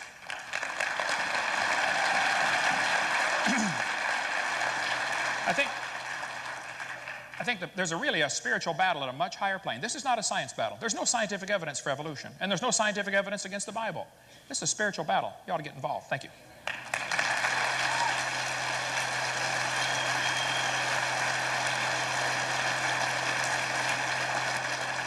Kyle Frazier. Testing, testing. Okay, just making sure I'm with you. Hugh, just to show how poor I am at paying attention, would you remind me what the agenda is here now? Are we on for 10 minutes and then a question and answer and no closing? Okay. In that case, I'm going to be reading my closing now. It may not have the same effect as it would then, but I believe it will carry over. And my conclusion is this, and I'm going to be sharing the parable of the wall. When I found out I was going to be doing this debate this evening, which was about the same time as we decided to bomb Iraq, it struck me that discussions like this need to influence us differently than to come to a point where we're slinging mud, where we're treating people prejudicially, to where we are not looking at truth in the way that we should look at truth. And so I'm going to share with you the parable of the wall. This is the story of three orphaned boys. Defend, discover, and discern. One day, these three took a walk in the forest behind their orphanage and discovered the most remarkable thing, a beautifully built brick wall. Curious about it, they decided to look it over and found that there was only one simple clue about the purpose and the creator of the wall, a note sitting atop the wall that read, Day 1, gather materials. Day 2, level area. Day 3, pour footing. Day 4, did I say day 4? No. Day 4, build wall. I'll be back soon, love, Father. The discovery created a great deal of excitement with each boy, reacting to the discovery in a manner typical with his personality. This is amazing, insisted Defend. Our father has left us a monument to remember him by. No, said Discover, don't be silly. We don't know if there is any connection between the note and the one who built the wall, or if the one who did is our father. In fact, we don't even know if we have the same father. Moreover, I think it more of an accident than a tribute. What is the purpose of a single wall? It must be the start of something more significant. Discern, trying to moderate the confusion, suggested that this could be the most significant find in their lives, but said he wanted more proof. It is an excellent wall. We know nothing of our father, whether he was a wall builder, whether we are his offspring, and what is the purpose of this wall. That is all Defend and Discover needed. They decided and started a passionate search for the evidence of their point. Defend decided to pour himself into studying the note. The following years, he read the note repeatedly, looking for clues that would indicate that the one who wrote the note actually built the wall. He found that the wall building steps were accurate. The conclusion, no other option than the builder of the note and the writer were the same person. Being convinced of this, he then set out to prove that his father would be capable of building the wall. He went to public records and found that his father was strong and intelligent and caring. In addition, he spent much of his available time reading every word written about his father. Discover, on the other hand, decides to pour himself into this study of walls. Surely, the better one knows walls, the better one will know wall builders. He studies architectural, engineering, and masonry. In the end, he is a world expert. By this time, he decides to reread the note. Reconsider the note in light of what he learns of walls and finds that there is nothing about the note that necessitates it being built by his father. That's all Defend. For his part, Discern tries to keep in touch with his brothers, Defend and Discover. However, the passion of each makes it harder and harder to spend time with them. In addition, he notices that each has become more and more passionate about his position, and it is now impossible to talk with them without hearing about all their expertise. Discern decides to arrange a meeting between the brothers, reestablish their brotherhood. The meeting, while well-intentioned, quickly dissolves into a shouting match. Defend started with the assurance that his knowledge of the note builder is so intimate, he is convinced that the wall is built by him. In fact, he concludes to him the most important message is that it is the most powerful wall builder ever.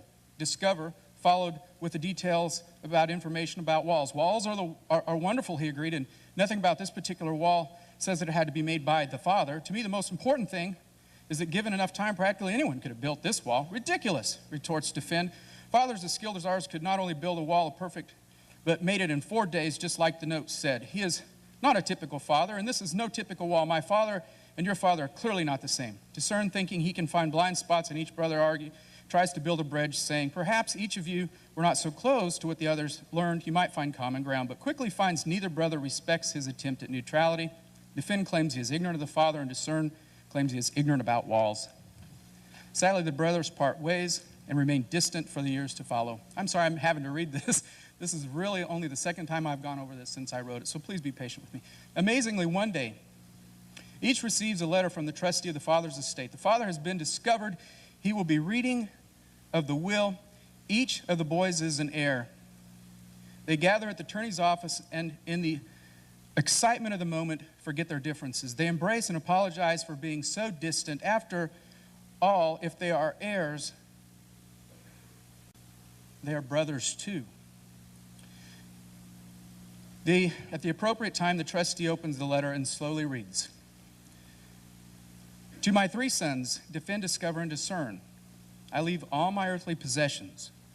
May they manage them with care and wisdom, and with the brotherhood they learned by working together to finish the small brick clubhouse I started for them on the back of my property. May the love I have shown them cause them to love one another. You see, the Father wanted to build brothers and not walls. That's my 10 minutes.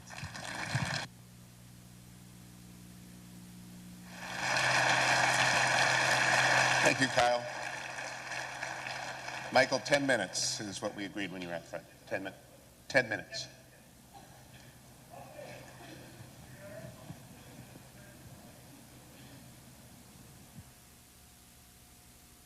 Okay, how's that? Oh, how we doing up there in the balcony? Yay! Wow. All right, I want to do 2 things in my 10 minutes, 5 each. Addressing some of the claims by Dr. Hovind that scientists are liars and they knowingly lie to students and perpetrate lies in textbooks. Have I characterized that correctly? So the question is this true? Is this actually true? Are some scientists liars and they perpetrate lies, knowingly lying to people? Is this really true? The answer is no, it's not. Mistakes are made, as all humans do. You're the ones that talk about sin and so forth. Mistakes are perpetrated quite by accident, and usually, in fact, all of the examples that Dr. Hovind gave, and that's only a handful. There's lots more mistakes that get published in textbooks. All of them, without exception, I haven't found one, was discovered by other scientists, not by creationists. The scientists themselves nail each other on these things. That's one of the beautiful self-correcting natures of science. In terms of like Haeckel's famous embryological drawings. He was nailed in his own time for this. Then how did it end up in textbooks? You will never find any of the examples that Dr. Hovind gave in scientific papers or monographs or professional books by scientists for other professionals. Then how is it these things survive in textbooks? The problem is not of science. The problem is textbook publishing. And the problem is not just science, it's in all the sciences. It's in history books. It's in all textbooks. The reason is because, well, this is a whole other issue, but it has nothing to do with science. It has to do with textbook publishers and just sort of not checking their facts, or they hire fact checkers that are not qualified to do this. It's a serious problem, but it's an educational problem, not a scientific one. When the errors are discovered, they are taken out. You won't find Haeckel's drawings anywhere in modern textbooks published in the last few years. You won't find it anymore, along with any of the other errors he brought up. And in any case, the point is that this is what scientists do. And frankly, I resent the use of the word liar. I think it's a low blow. I think it's a rhetorical, sneaky trick on the part of a propagandist not a man interested in science and truth. The second half, I'm going to turn on the PowerPoint here. I just want to make a few words, say a few words about religion and just plant this little seed. Because we're being told by Dr. Hovind in particular that the Christian story in particular is absolutely true in its veracity and has scientific evidence to support it. I believe that. One of the things that led me away from belief in that was the realization that these stories are not original to Christian stories or to the Bible. For example, in the 1st century AD, living in Asia Minor, there was a man named Apollonius of Tyana. His followers claimed he was the Son of God, that he was able to walk through closed doors, heal the sick, cast out demons, and raise a dead girl back to life. He was accused of witchcraft, sent to Rome before the count, was jailed but escaped. After he died, his followers claimed he appeared to them and then ascended to heaven. This is a classic story. It's the Osiris story. It's the destruction, redemption, flood myth that I told you about. It's the starting over, this 3 days and coming back. This is found in lots of cultures. It's not original to the Christian story. Next slide. You see, in fact, the evidence that God and religion, if I'm going to say something positive, then where does the concept of God come from? It's humanly constructed. I mean, how many of you, we had a show of hands, or we had everybody stand up to believe in God. How many of you believe in Zeus? Okay, so you're Zeus atheists. We had one hand up here. Okay, all right, well, God bless you or whoever. So you're all Zeus atheists. In fact, there's been roughly 10,000 different gods and 10,000 different religions in the last 10,000 years, rough order of magnitude. I contend that all of you are atheists for 9,999 of those gods. The only difference between me and you is just that one other God. That's it. That's the only difference. Next slide. So, for example, there's lots of creation myths. There's lots of them. Which of these, Dr. Hovind, should we teach in public schools or in any schools? The no creation story from India, the slain monster creation story from Sumeria, Babylonia, the primordial parents creation stories from the Zuni Indians, the cosmic egg creation story from Japan. The world was created from an egg, from primordial parents, from a slain monster.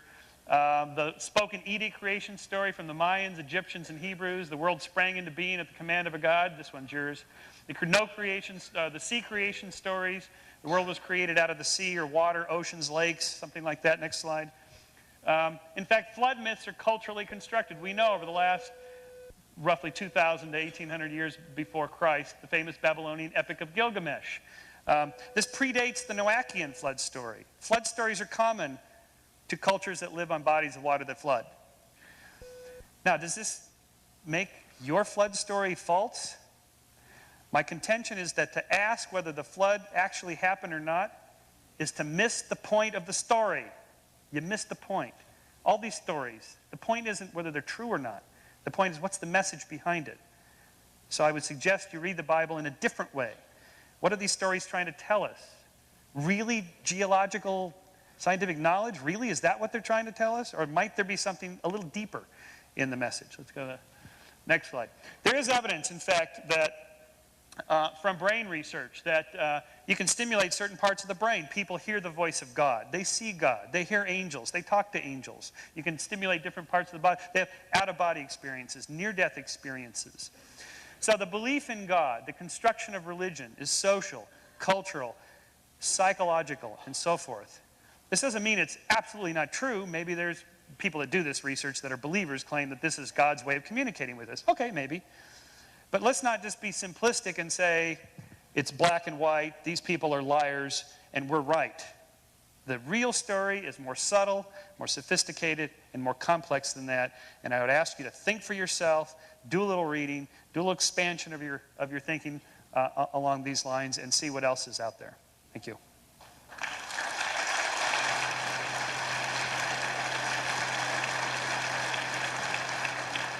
Here's how we propose to handle the questions. I will borrow one of the handheld mics here. We have 2 rows here.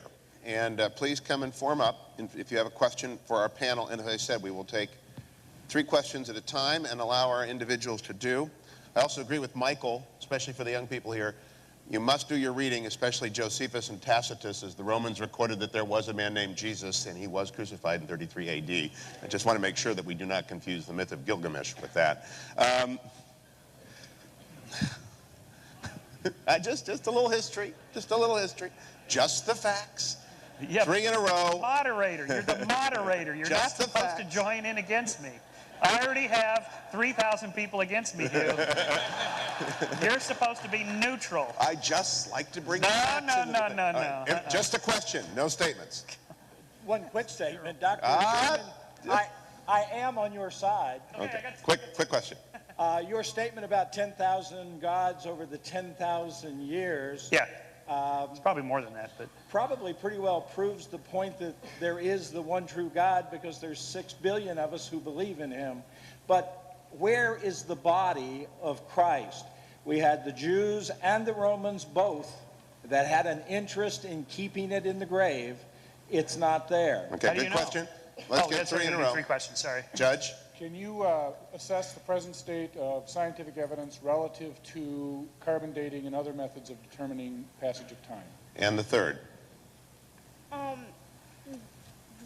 There was a statement about some like dimensional bubble or something like that. There could be an infinite number of those.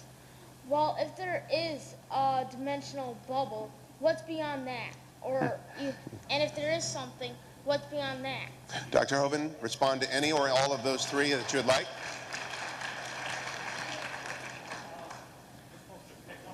Whatever you'd like. Okay, did I get my mic on? Okay. The body of Christ, of course, you're very right, had many people had an interest in making sure that was never seen. They actually sealed the tomb and put a guard there. I think that it's very evident that Jesus did rise from the dead. There were well over 500 witnesses. If you look at the change in the disciples, when they're standing at the foot of the cross, they're scared stiff, they're running and hiding, they're scared they're going to lose their life. A couple of days later, these are the bravest men in the world. There was an incredible change in their life. If you look at the historical evidence, you'll say, man, Christ rose from the dead. I think you'd find many millions of people today, including probably a few thousand in this room, who will testify that the same Jesus Christ has changed their life. Kyle? Kyle? Your response to any of those inquiries? Are you with me? Okay. I think I would take a stab at the bubbles universe, the multiple universe, the contingency of that. And the real problem with that what you find is that when I put up my argument that the universe came into being, even if it was 17 billion years ago, that leaves too little time to evolve life on the Earth. And so a lot of scientists then are appealing to other, what they call science, but quite candidly, you'll have to admit they're no more credible than a blind leap of faith in God. If you do throw out a model that says we need multiple universes in order to create life, because any one universe needs to be so finely tuned as to pop into being so that life can be here in a very short period of time on whatever scale you use. It won't happen unless you appeal to multiple universes. But then you have what's called the gambler's fallacy, and that is that if a gambler was sitting in a room and watching a man toss a coin and he tossed it 10,000 times and it always came up heads, you have to ask the gambler, is he going to take a bid on the next toss that it's going to come up tails? And the gambler may say, well, yes, I will. And then you'll say, what are you basing that upon? If he says, well, it's because I believe that there were another 210,000 coins tossed outside of this auditorium.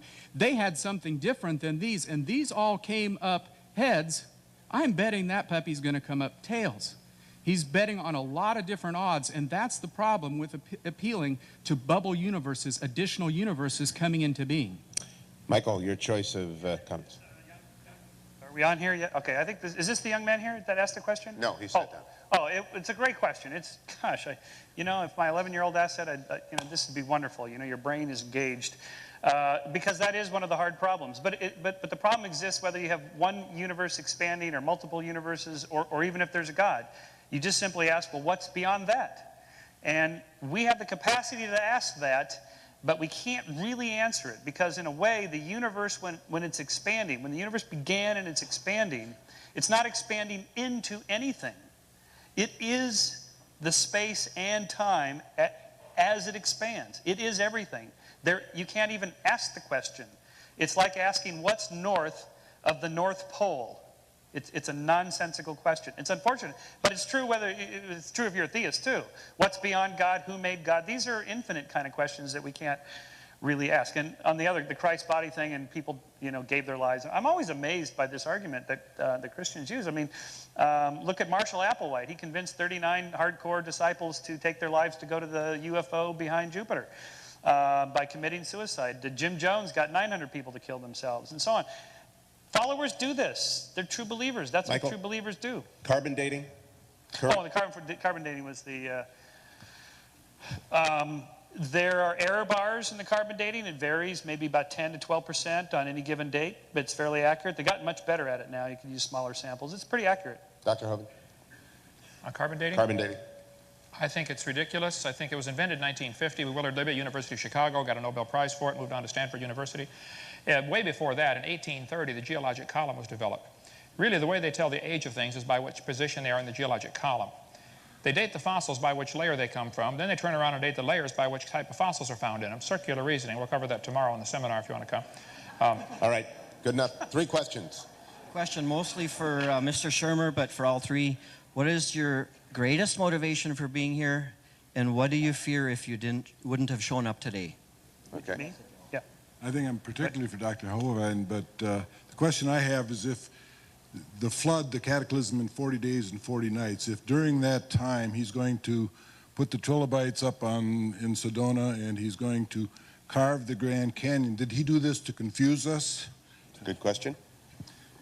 Given the various errors that I have experienced in textbooks and, contrary to some comments tonight, and the omissions of contradictory information to the neo-Darwinistic theory, why shouldn't one believe that these textbooks are written more from a philosophical position rather than from a search for truth? Michael, we'll start with you and move left. Okay. Well, we kind of did the why we're here question because I'm curious, like to know. Thought I'd see the city where that has the team that the Lakers just beat last night. Just a gratuitous, just a little, yeah. Hey, but you had us scared for a while there. No, just because it's fun stuff. Yeah, the Grand Canyon and all this, did God plant the fossils to confuse us? No, it was Satan testing your faith, whatever. Yeah, of course, obviously, this is a bit of a problem for believers. What do you make of all this evidence? Errors and omissions in textbooks, I kind of addressed that in my first part of my 10-minute thing. This is a problem, again, not for science. It's a problem for textbook publishing. Scientists weed these things out. You don't see these errors. They get weeded out very quickly. It's the scientists themselves. If you go to an evolution conference, you're not going to find like universal agreement about stuff. You should see these guys going at it. They have all kinds of great battles within evolutionary science. It's really a delight to see. It's nothing like what you think it is. As outsiders, you've never been to an evolution conference. Oh, they must have this sort of uniform religion-like agreement and everything. They don't. They fight over all kinds of things. All right, Kyle? I guess there was applause, but not very much. So you're going to have to do better next time. Go ahead. Sorry. What were the questions again, please? Okay, why you're here, Grand Canyon, and errors and omissions. Okay. Any one of them. Yeah. Why anybody's here? That was specifically for you. Yeah, Errors and omissions. I think I'm going to have to take a view that goes kind of with Michael's, and that is that you see that knowledge is a construction, that it's a product, that it's a moving target, it's constantly growing. This year's science is going to be something completely different in 200 years. We're going to look back and, I wish I'd put it up there, Jimi Hendrix and bell jeans, or blue jeans, or bell-bottom pants and beads and stuff at an afro. Knowledge grows, just like we change in time. That's why I aim for some universals. I don't just say that nature reveals all of truth, that nature, as corrected or understood through the Bible, reveals the truth. So we don't have a complete handle on this. Our textbooks are always going to have errors in them, and we're just going to have to live with that. Dr. Hovind? I will choose the question, did God deceive us with the Grand Canyon in that Michael Schimmer's statement that this is a problem for believers. If you built a dam across Grand Canyon, get that projector off there if you would, a huge lake would form. These red lines indicate what's called the snow line. Grand Canyon, 200 miles, cut across from the upper right to the lower left. Grand Canyon, the river enters the canyon at 2,800 feet above sea level. The top of the ridge is 7,000 or 8,000 feet above sea level. So, some things to consider about Grand Canyon. Number one, the top is higher than the bottom. Number two, the river only runs through the bottom. Number three, the top is higher than where the river enters the canyon by 4,000 feet. Number four, rivers don't flow uphill.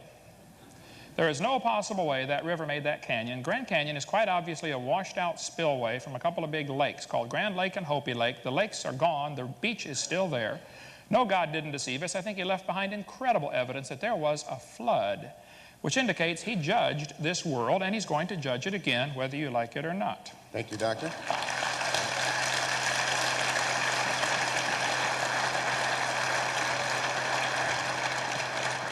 Quick questions, quick answers. If we evolved, then why did we develop sexual reproduction when asexual reproduction is easily achieved?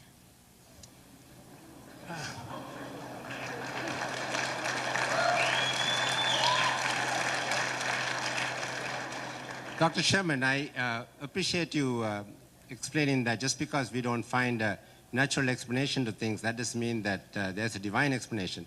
But aren't you asking us to accept a theory where we see that goes against what we normally see in nature, that natural systems don't build things up gradually, but break things down?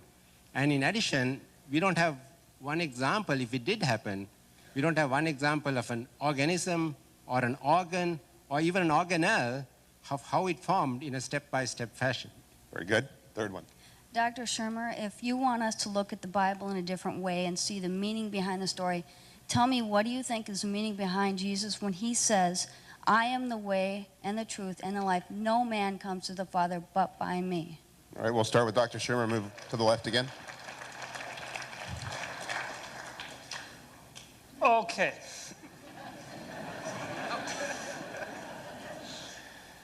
Why is sexual reproduction better than asexual reproduction? Well, young man, you're about to find out in a few more years.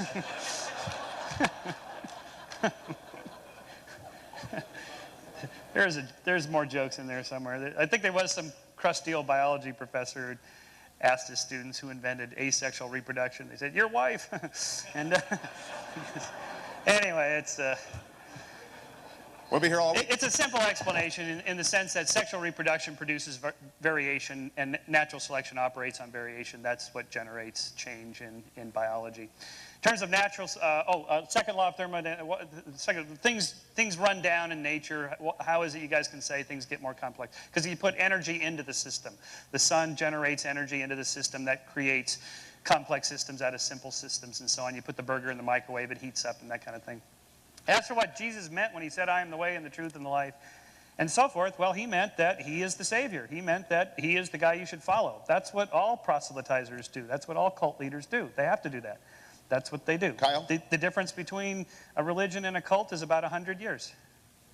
Well, when we have to look at truth, we have to realize if you took 10,000 people who founded religions and you were to pick from one of them, Michael, my question is, which one are you going to pick? And that's why when we take a look at the scriptural sciences and how they confirm these things, we have to look at, does the one then who said, I am the way, the truth, and the life, does he say that in a context of a true book that was, that not only recorded the events that he did, but recorded these claims that we've made about the expansion of the universe, its sudden beginning, and entropy in the universe? I believe that Jesus is capable of validating one particular religion out of the 10,000 by standing behind the truth in the scriptures. Dr. Hovind. I think Michael Schimmer's answer to the sexual reproduction was definitely not an answer at all. His statement basically was, it works good to supply variety so natural selection can work on it, therefore it must have evolved. No, therefore it was designed, okay? I would ask a bigger question. Why would any animal want to reproduce more of its own kind, which just simply makes more mouths to feed? Why not instead evolve the ability to live forever? That'd be a lot smarter. As far as the second law of thermodynamics, his answer was you add energy. Well, here's Sue at 20. Here she is at 90 after a lot of energy. There she is at 3,000. The idea of adding energy is absolutely ludicrous, okay? This is always the answer, though. They'll say, well, if you add energy, the sun adds energy to the earth. Yes, I know. But the universe is a closed system, so that really begs the question. It only answers it for the earth. Secondly, adding energy is absolutely destructive unless there's a mechanism to utilize the energy. We added quite a bit of energy to Iraq in the last few months.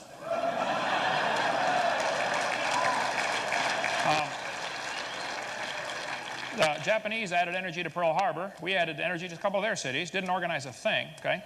The sun adds energy to this earth, all right, but it's going to destroy the roof on your house, not build it. The sun's energy will destroy your house. It'll destroy the roof on your car. It'll destroy your paint job on your car.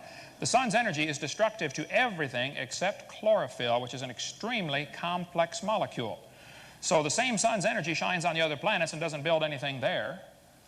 I think that to say that, adding energy solves the problem is absolutely a simplistic answer and totally devoid of any scientific common sense. Adding energy is destructive unless there's something to utilize the energy. 3 more. That's my final answer. 3 more.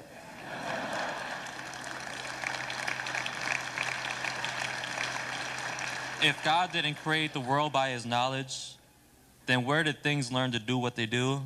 And where did knowledge come from? I understand the need to understand the Bible is true, but how is it critical to believe in evolution, to believe in Jesus as my personal Savior? My question is about the miracle that happened with Adam and Eve and the rib being broken off the man. Is that true that we only have half a rib?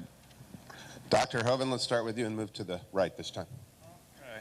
I will not have time to get PowerPoint ready for this one, but no, man does not have an extra rib. There is only one bone in the human body that'll grow back if you take it out, and that is the lower rib. There's a good article about that. You can see in my videotape number 2, and I cover that. The blue one out there on the table. I didn't get time to even write down the other 2 questions, so I guess I'll just, let's see. Oh, help yourself. Yeah, you took notes. Good, okay. Critical to abandon. Can you read that? Why should he abandon evolution? Okay. Why should he abandon evolution? There is absolutely no scientific evidence that says a dog ever came from a non-dog or a dog's capable of producing a non-dog.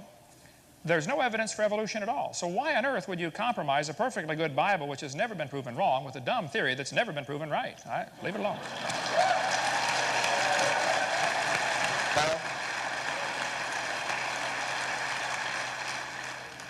I don't know that I clearly understood the question, and somebody is going to have to clarify it for us. What does it mean? Where did people learn, or how do we learn? Knowledge? If knowledge is a construct, where did it come from? Well, I mean, you just have to, all you have to do is watch a baby grow from the crib to manhood. You start out with nothing. It used to be John Locke, I guess, we took when we took the concept of tabula rasa. You start out with a blank slate, you work your way upward. I don't know how else to say it. It's a construction. We start with nothing. Michael? Yeah, well, I have a book about this, and operators are standing by. Phone 1-800 and go to our webpage. We take credit cards. Right.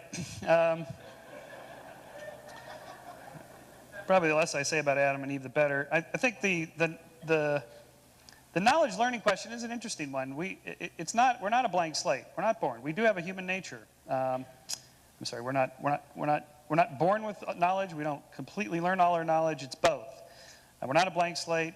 We have like a moral sense, for example. I argue in my next book that we have moral sentiments, feelings of pride and shame and guilt and so forth that evolve. They're in our nature. It doesn't matter to me whether you think God put it there or evolution put it there. It doesn't matter. We have these moral sentiments. No different than, say, the feeling of hunger. You don't have to learn how to digest an apple. Your body has already learned it. Evolution taught it, or God, whatever. But it's in the body. It's in the genes. You don't have to learn that. So we're born with all kinds of things. Jealousy is an incredibly powerful emotion. You don't learn that emotion. You're born with that emotion, and it has very significant reasons for its existence there. So those are forms of knowledge that we're born with, and lots of others we learn. 3 more here and 3 more there, and then we will wrap up. My Bible says that God created the world in 7 days. Everybody on earth goes by this weekly cycle. Other than creation, where do we find our 7-day, where did the 7-day weekly cycle come from? Okay. Doctor, you said that there is no absolute capital T truth. Now, since you said this, I believe that you believe this. My question to you, are you absolutely sure?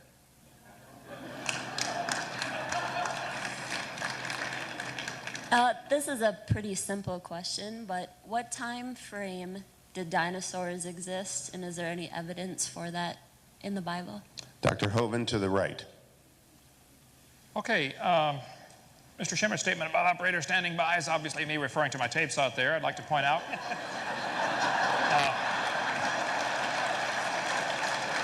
I would like to point out I've been doing this for 14 years. I've never copyrighted my material, ever. Anybody's very free to copy my tapes, send back the originals, and get their money back. I don't charge for my seminars. You find me any other evolutionist that does that. I want to see them, okay?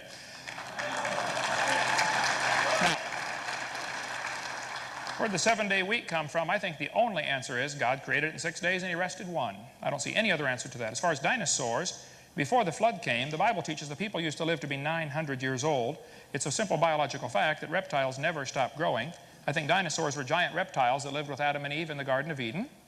Noah took them on the ark, probably babies. Just be sure to get a pink one and a blue one.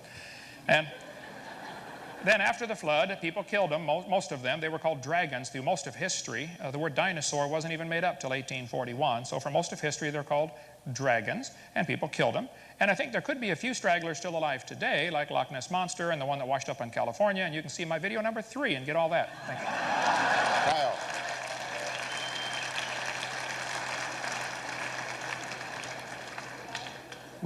With regard to the 7-day week, I hope I'm clearly saying that I believe in 7 epochs. I just believe that they're longer than a 24-hour period of time. As far as the dinosaurs, our ministry teaches that there was a long period of time prior to the advent of man on the earth, which was, by the way, a miracle of God. It's not something that man did not evolve. He's not a separate creature. And the time period prior to man's advent here included many multiple species walking across the earth, including dinosaurs. And I have no concerns whatsoever that God could bring them to the earth and choose whatever means he chose to remove them from the earth. Michael.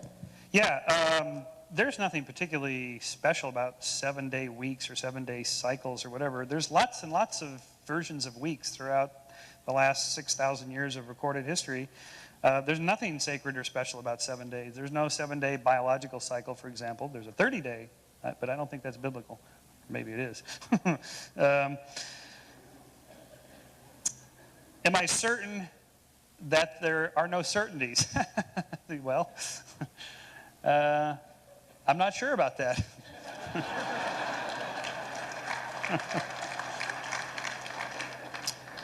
As for the dinosaurs, yeah, I'd love to know what deck they were on the ark. Look, you guys are really missing the point of this flood story. You're missing a really good story if you're trying to figure out which deck the dinosaurs were on, how God got the marsupials all the way down to Australia when the boat landed in Mount Ararat over in Turkey. How did they get there?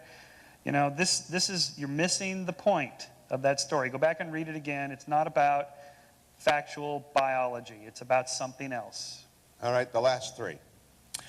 As a biologist, I'm very concerned about Dr. Hovind's misunderstanding of the principles of biological evolution. And since I can't make a statement, Dr. Shermer, can you explain to Dr. Hovind, there's 2 basic concepts that he isn't understanding. First of all, Getting close to the statement category.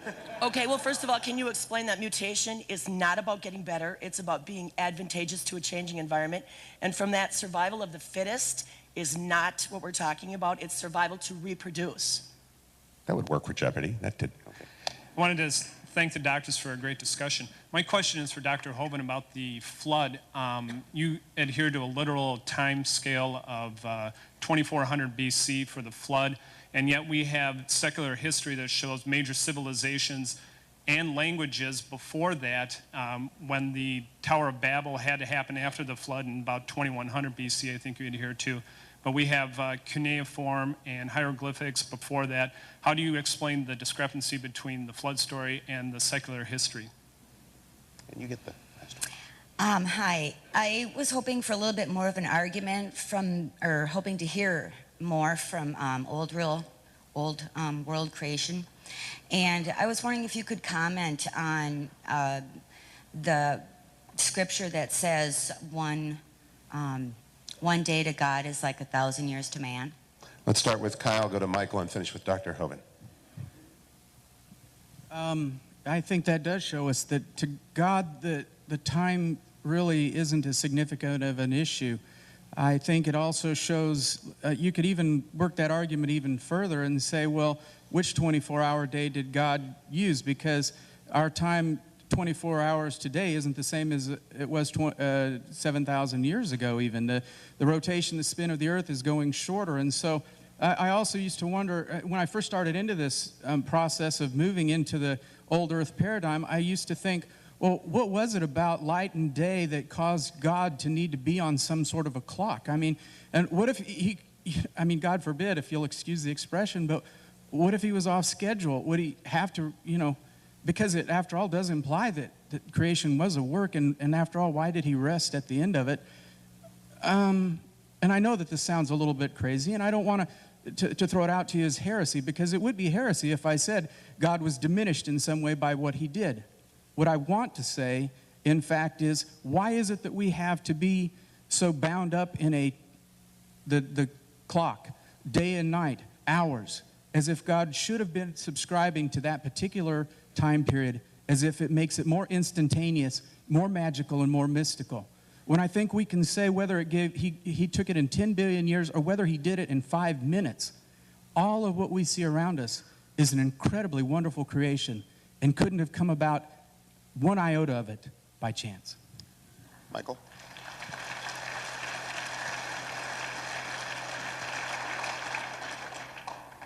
Michael Shermer? Me. Yep. Yeah, well, on the question of evolution, how does it work? Well, there's this misconception of the survival of the fittest. It's not fit as in physically fit or big or strong or fat. It's whatever it takes to get the genes into the next generation. Whoever leaves behind the most offspring that make it to the next generation and so on wins.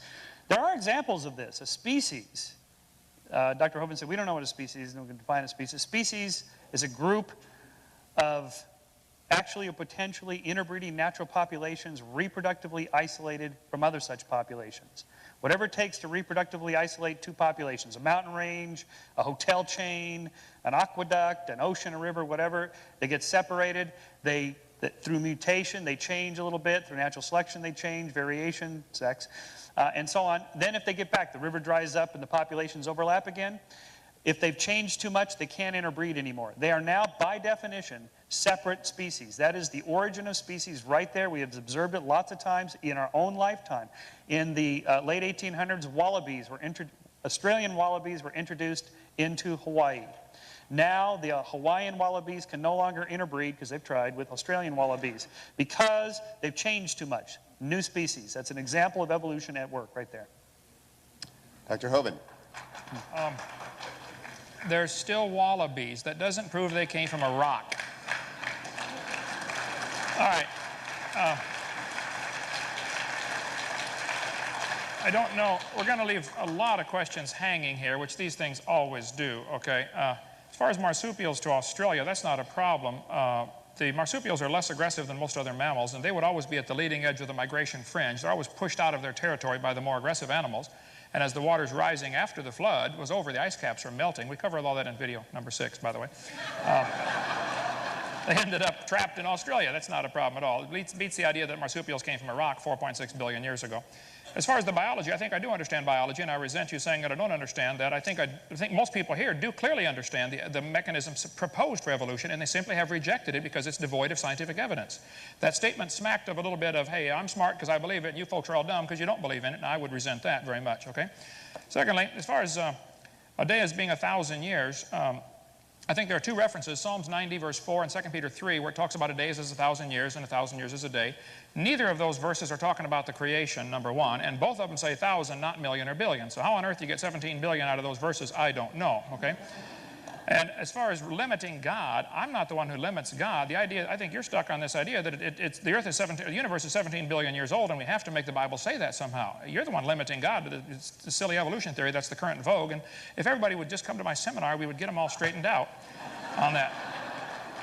Now, as is my time up? Is my time up? Yes. No, one more. Yeah, drdino.com. The Bible says God gave them up. Psalms 81, he gave them up to their own lust. He gave them up. He gave them up. Romans 1. I think God gives up on people when they choose not to believe in God. Some people just simply don't like God. The Bible says God will send them strong delusion that they should believe a lie. And if you believe you came from a rock, you're believing a lie, okay? Evolution's been discredited years ago. There's no evidence for it except things that have been proven wrong. I don't say you are a liar. I hope I didn't say that tonight. But if you're teaching those particular things that have been proven wrong, then you would be. I don't know what you teach and what you don't. Evolution's a dying theory. It's on artificial life support, kept only alive from the religious zealots. He looks fine. Yep, he looks fine. Evolution is a dying religion, just like many false teachings have died hard, horrible deaths over the years. Evolution is no different. The only reason people haven't given up on this silly idea is because the only alternative is creation. All right, That Doctor, chaps their hide. I'd like you to join me in thanking our panel this evening.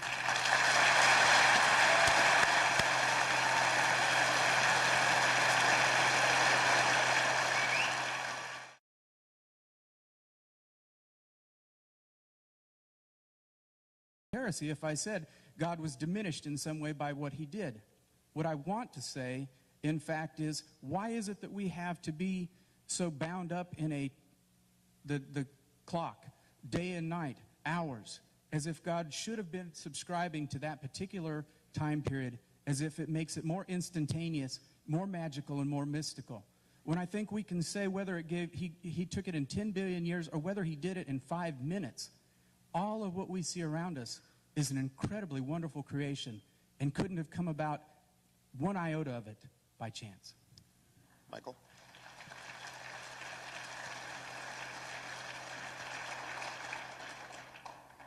Michael Shermer? Me. Yep. Yeah, well, on the question of evolution, how does it work? Well, there's this misconception of the survival of the fittest. It's not fit as in physically fit or big or strong or fat. It's whatever it takes to get the genes into the next generation. Whoever leaves behind the most offspring that make it to the next generation and so on wins. There are examples of this. A species, Dr. Hovind said, we don't know what a species is, and we can define a species. A species is a group of actually or potentially interbreeding natural populations reproductively isolated from other such populations. Whatever it takes to reproductively isolate two populations, a mountain range, a hotel chain, an aqueduct, an ocean, a river, whatever, they get separated. Through mutation, they change a little bit. Through natural selection, they change, variation, sex, and so on. Then if they get back, the river dries up and the populations overlap again. If they've changed too much, they can't interbreed anymore. They are now, by definition, separate species. That is the origin of species right there. We have observed it lots of times in our own lifetime. In the late 1800s, Australian wallabies were introduced into Hawaii. Now the Hawaiian wallabies can no longer interbreed, because they've tried, with Australian wallabies, because they've changed too much. New species. That's an example of evolution at work right there. Dr. Hovind? There's still wallabies. That doesn't prove they came from a rock. All right. I don't know. We're going to leave a lot of questions hanging here, which these things always do, okay? As far as marsupials to Australia, that's not a problem. The marsupials are less aggressive than most other mammals, and they would always be at the leading edge of the migration fringe. They're always pushed out of their territory by the more aggressive animals. And as the water's rising after the flood was over, the ice caps are melting. We covered all that in video number 6, by the way. They ended up trapped in Australia. That's not a problem at all. It beats the idea that marsupials came from a rock 4.6 billion years ago. As far as the biology, I think I do understand biology, and I resent you saying that I don't understand that. I think most people here do clearly understand the mechanisms proposed for evolution, and they simply have rejected it because it's devoid of scientific evidence. That statement smacked of a little bit of, hey, I'm smart because I believe it, and you folks are all dumb because you don't believe in it, and I would resent that very much, okay? Secondly, as far as a day as being 1,000 years, I think there are two references, Psalms 90 verse 4 and 2 Peter 3, where it talks about a day as 1,000 years and 1,000 years as a day. Neither of those verses are talking about the creation, number one, and both of them say 1,000, not million or billion. So how on earth you get 17 billion out of those verses, I don't know, okay? And as far as limiting God, I'm not the one who limits God. The idea, I think you're stuck on this idea that the earth is the universe is 17 billion years old, and we have to make the Bible say that somehow. You're the one limiting God. It's the silly evolution theory that's the current vogue. And if everybody would just come to my seminar, we would get them all straightened out on that. Now, is my time up? Is my time up? Yes. No, one more. Yeah. DrDino.com. The Bible says God gave them up. Psalms 81. He gave them up to their own lust. He gave them up. He gave them up. Romans 1. I think God gives up on people when they choose not to believe in God. Some people just simply don't like God. The Bible says God will send them strong delusion that they should believe a lie. And if you believe you came from a rock, you're believing a lie, okay? Evolution's been discredited years ago. There's no evidence for it except things that have been proven wrong. I don't say you are a liar. I hope I didn't say that tonight. But if you're teaching those particular things that have been proven wrong, then you would be. I don't know what you teach and what you don't. Evolution's a dying theory. It's on artificial life support, kept only alive from the religious zealots. He looks fine. Yep, he looks fine. Evolution is a dying religion, just like many false teachings have died hard, horrible deaths over the years. Evolution is no different. The only reason people haven't given up on this silly idea is because the only alternative is creation. All right, that Doctor. chaps their hide. I'd like you to join me in thanking our panel this evening.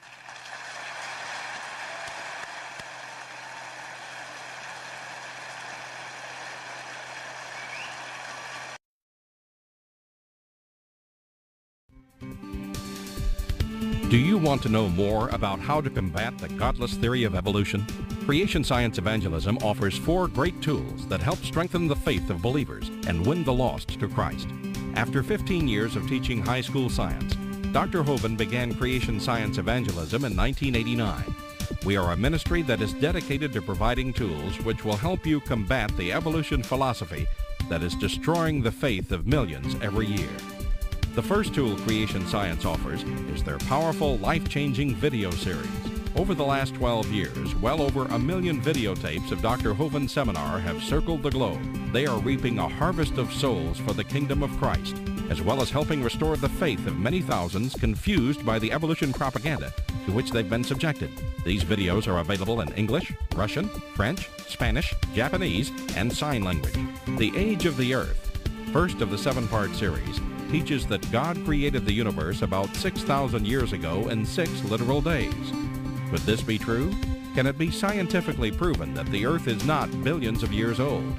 This tape gives solid scientific evidence that the Earth is young and that the Bible is scientifically accurate. How did the environment of the original creation differ from ours today? And how would this allow men to live over 900 years? Can Christians have a good explanation for the existence of dinosaurs? Could some dinosaurs still be alive today?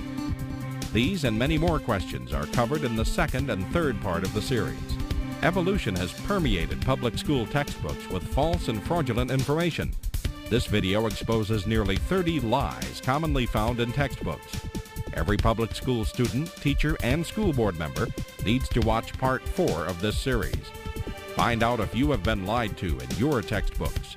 Discover the terrible difference evolutionary beliefs have made in the past as well as in recent history in our video number 5. Dictators throughout time have used their evolution-based philosophies to rationalize their brutal actions. Learn how evolution propaganda is being used today to prepare people for the New World Order.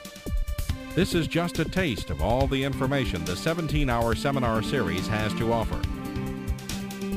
Also available are college courses that expand on the seminars in great detail.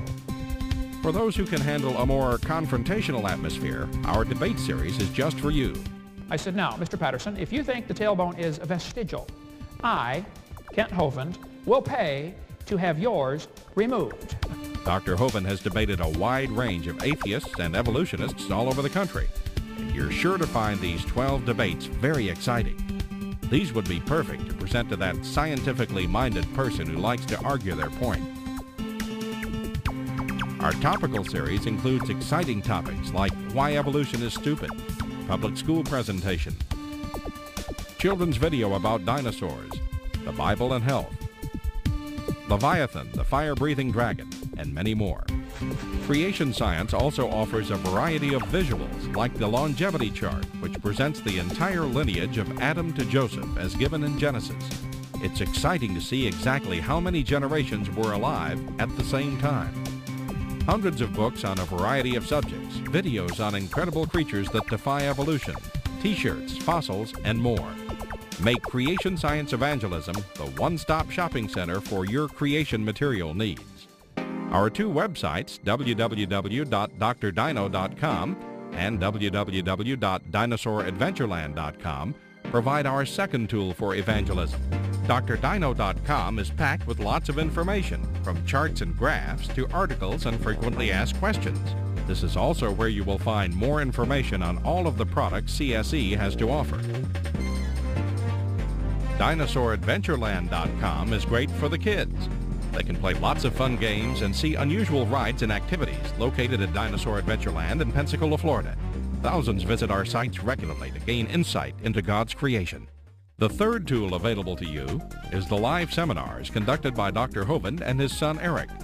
Since 1989, Dr. Hovind has held seminars and debates in hundreds of churches, schools, and universities in 49 states and 30 foreign countries.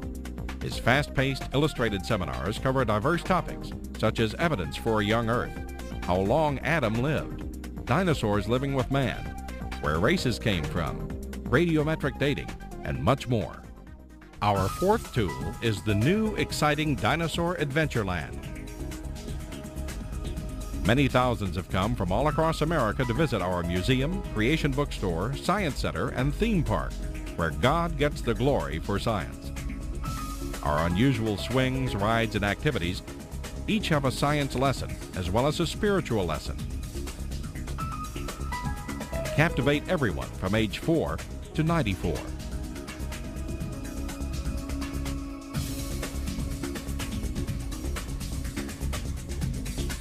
To order material, find out how to schedule a seminar at your church, or get more information about Dinosaur Adventureland, write to us at Creation Science Evangelism, 29 Cummings Road, Pensacola, Florida, 32503. Or call us at 850-479-3466. Or toll free in the U.S., 877-479-3466.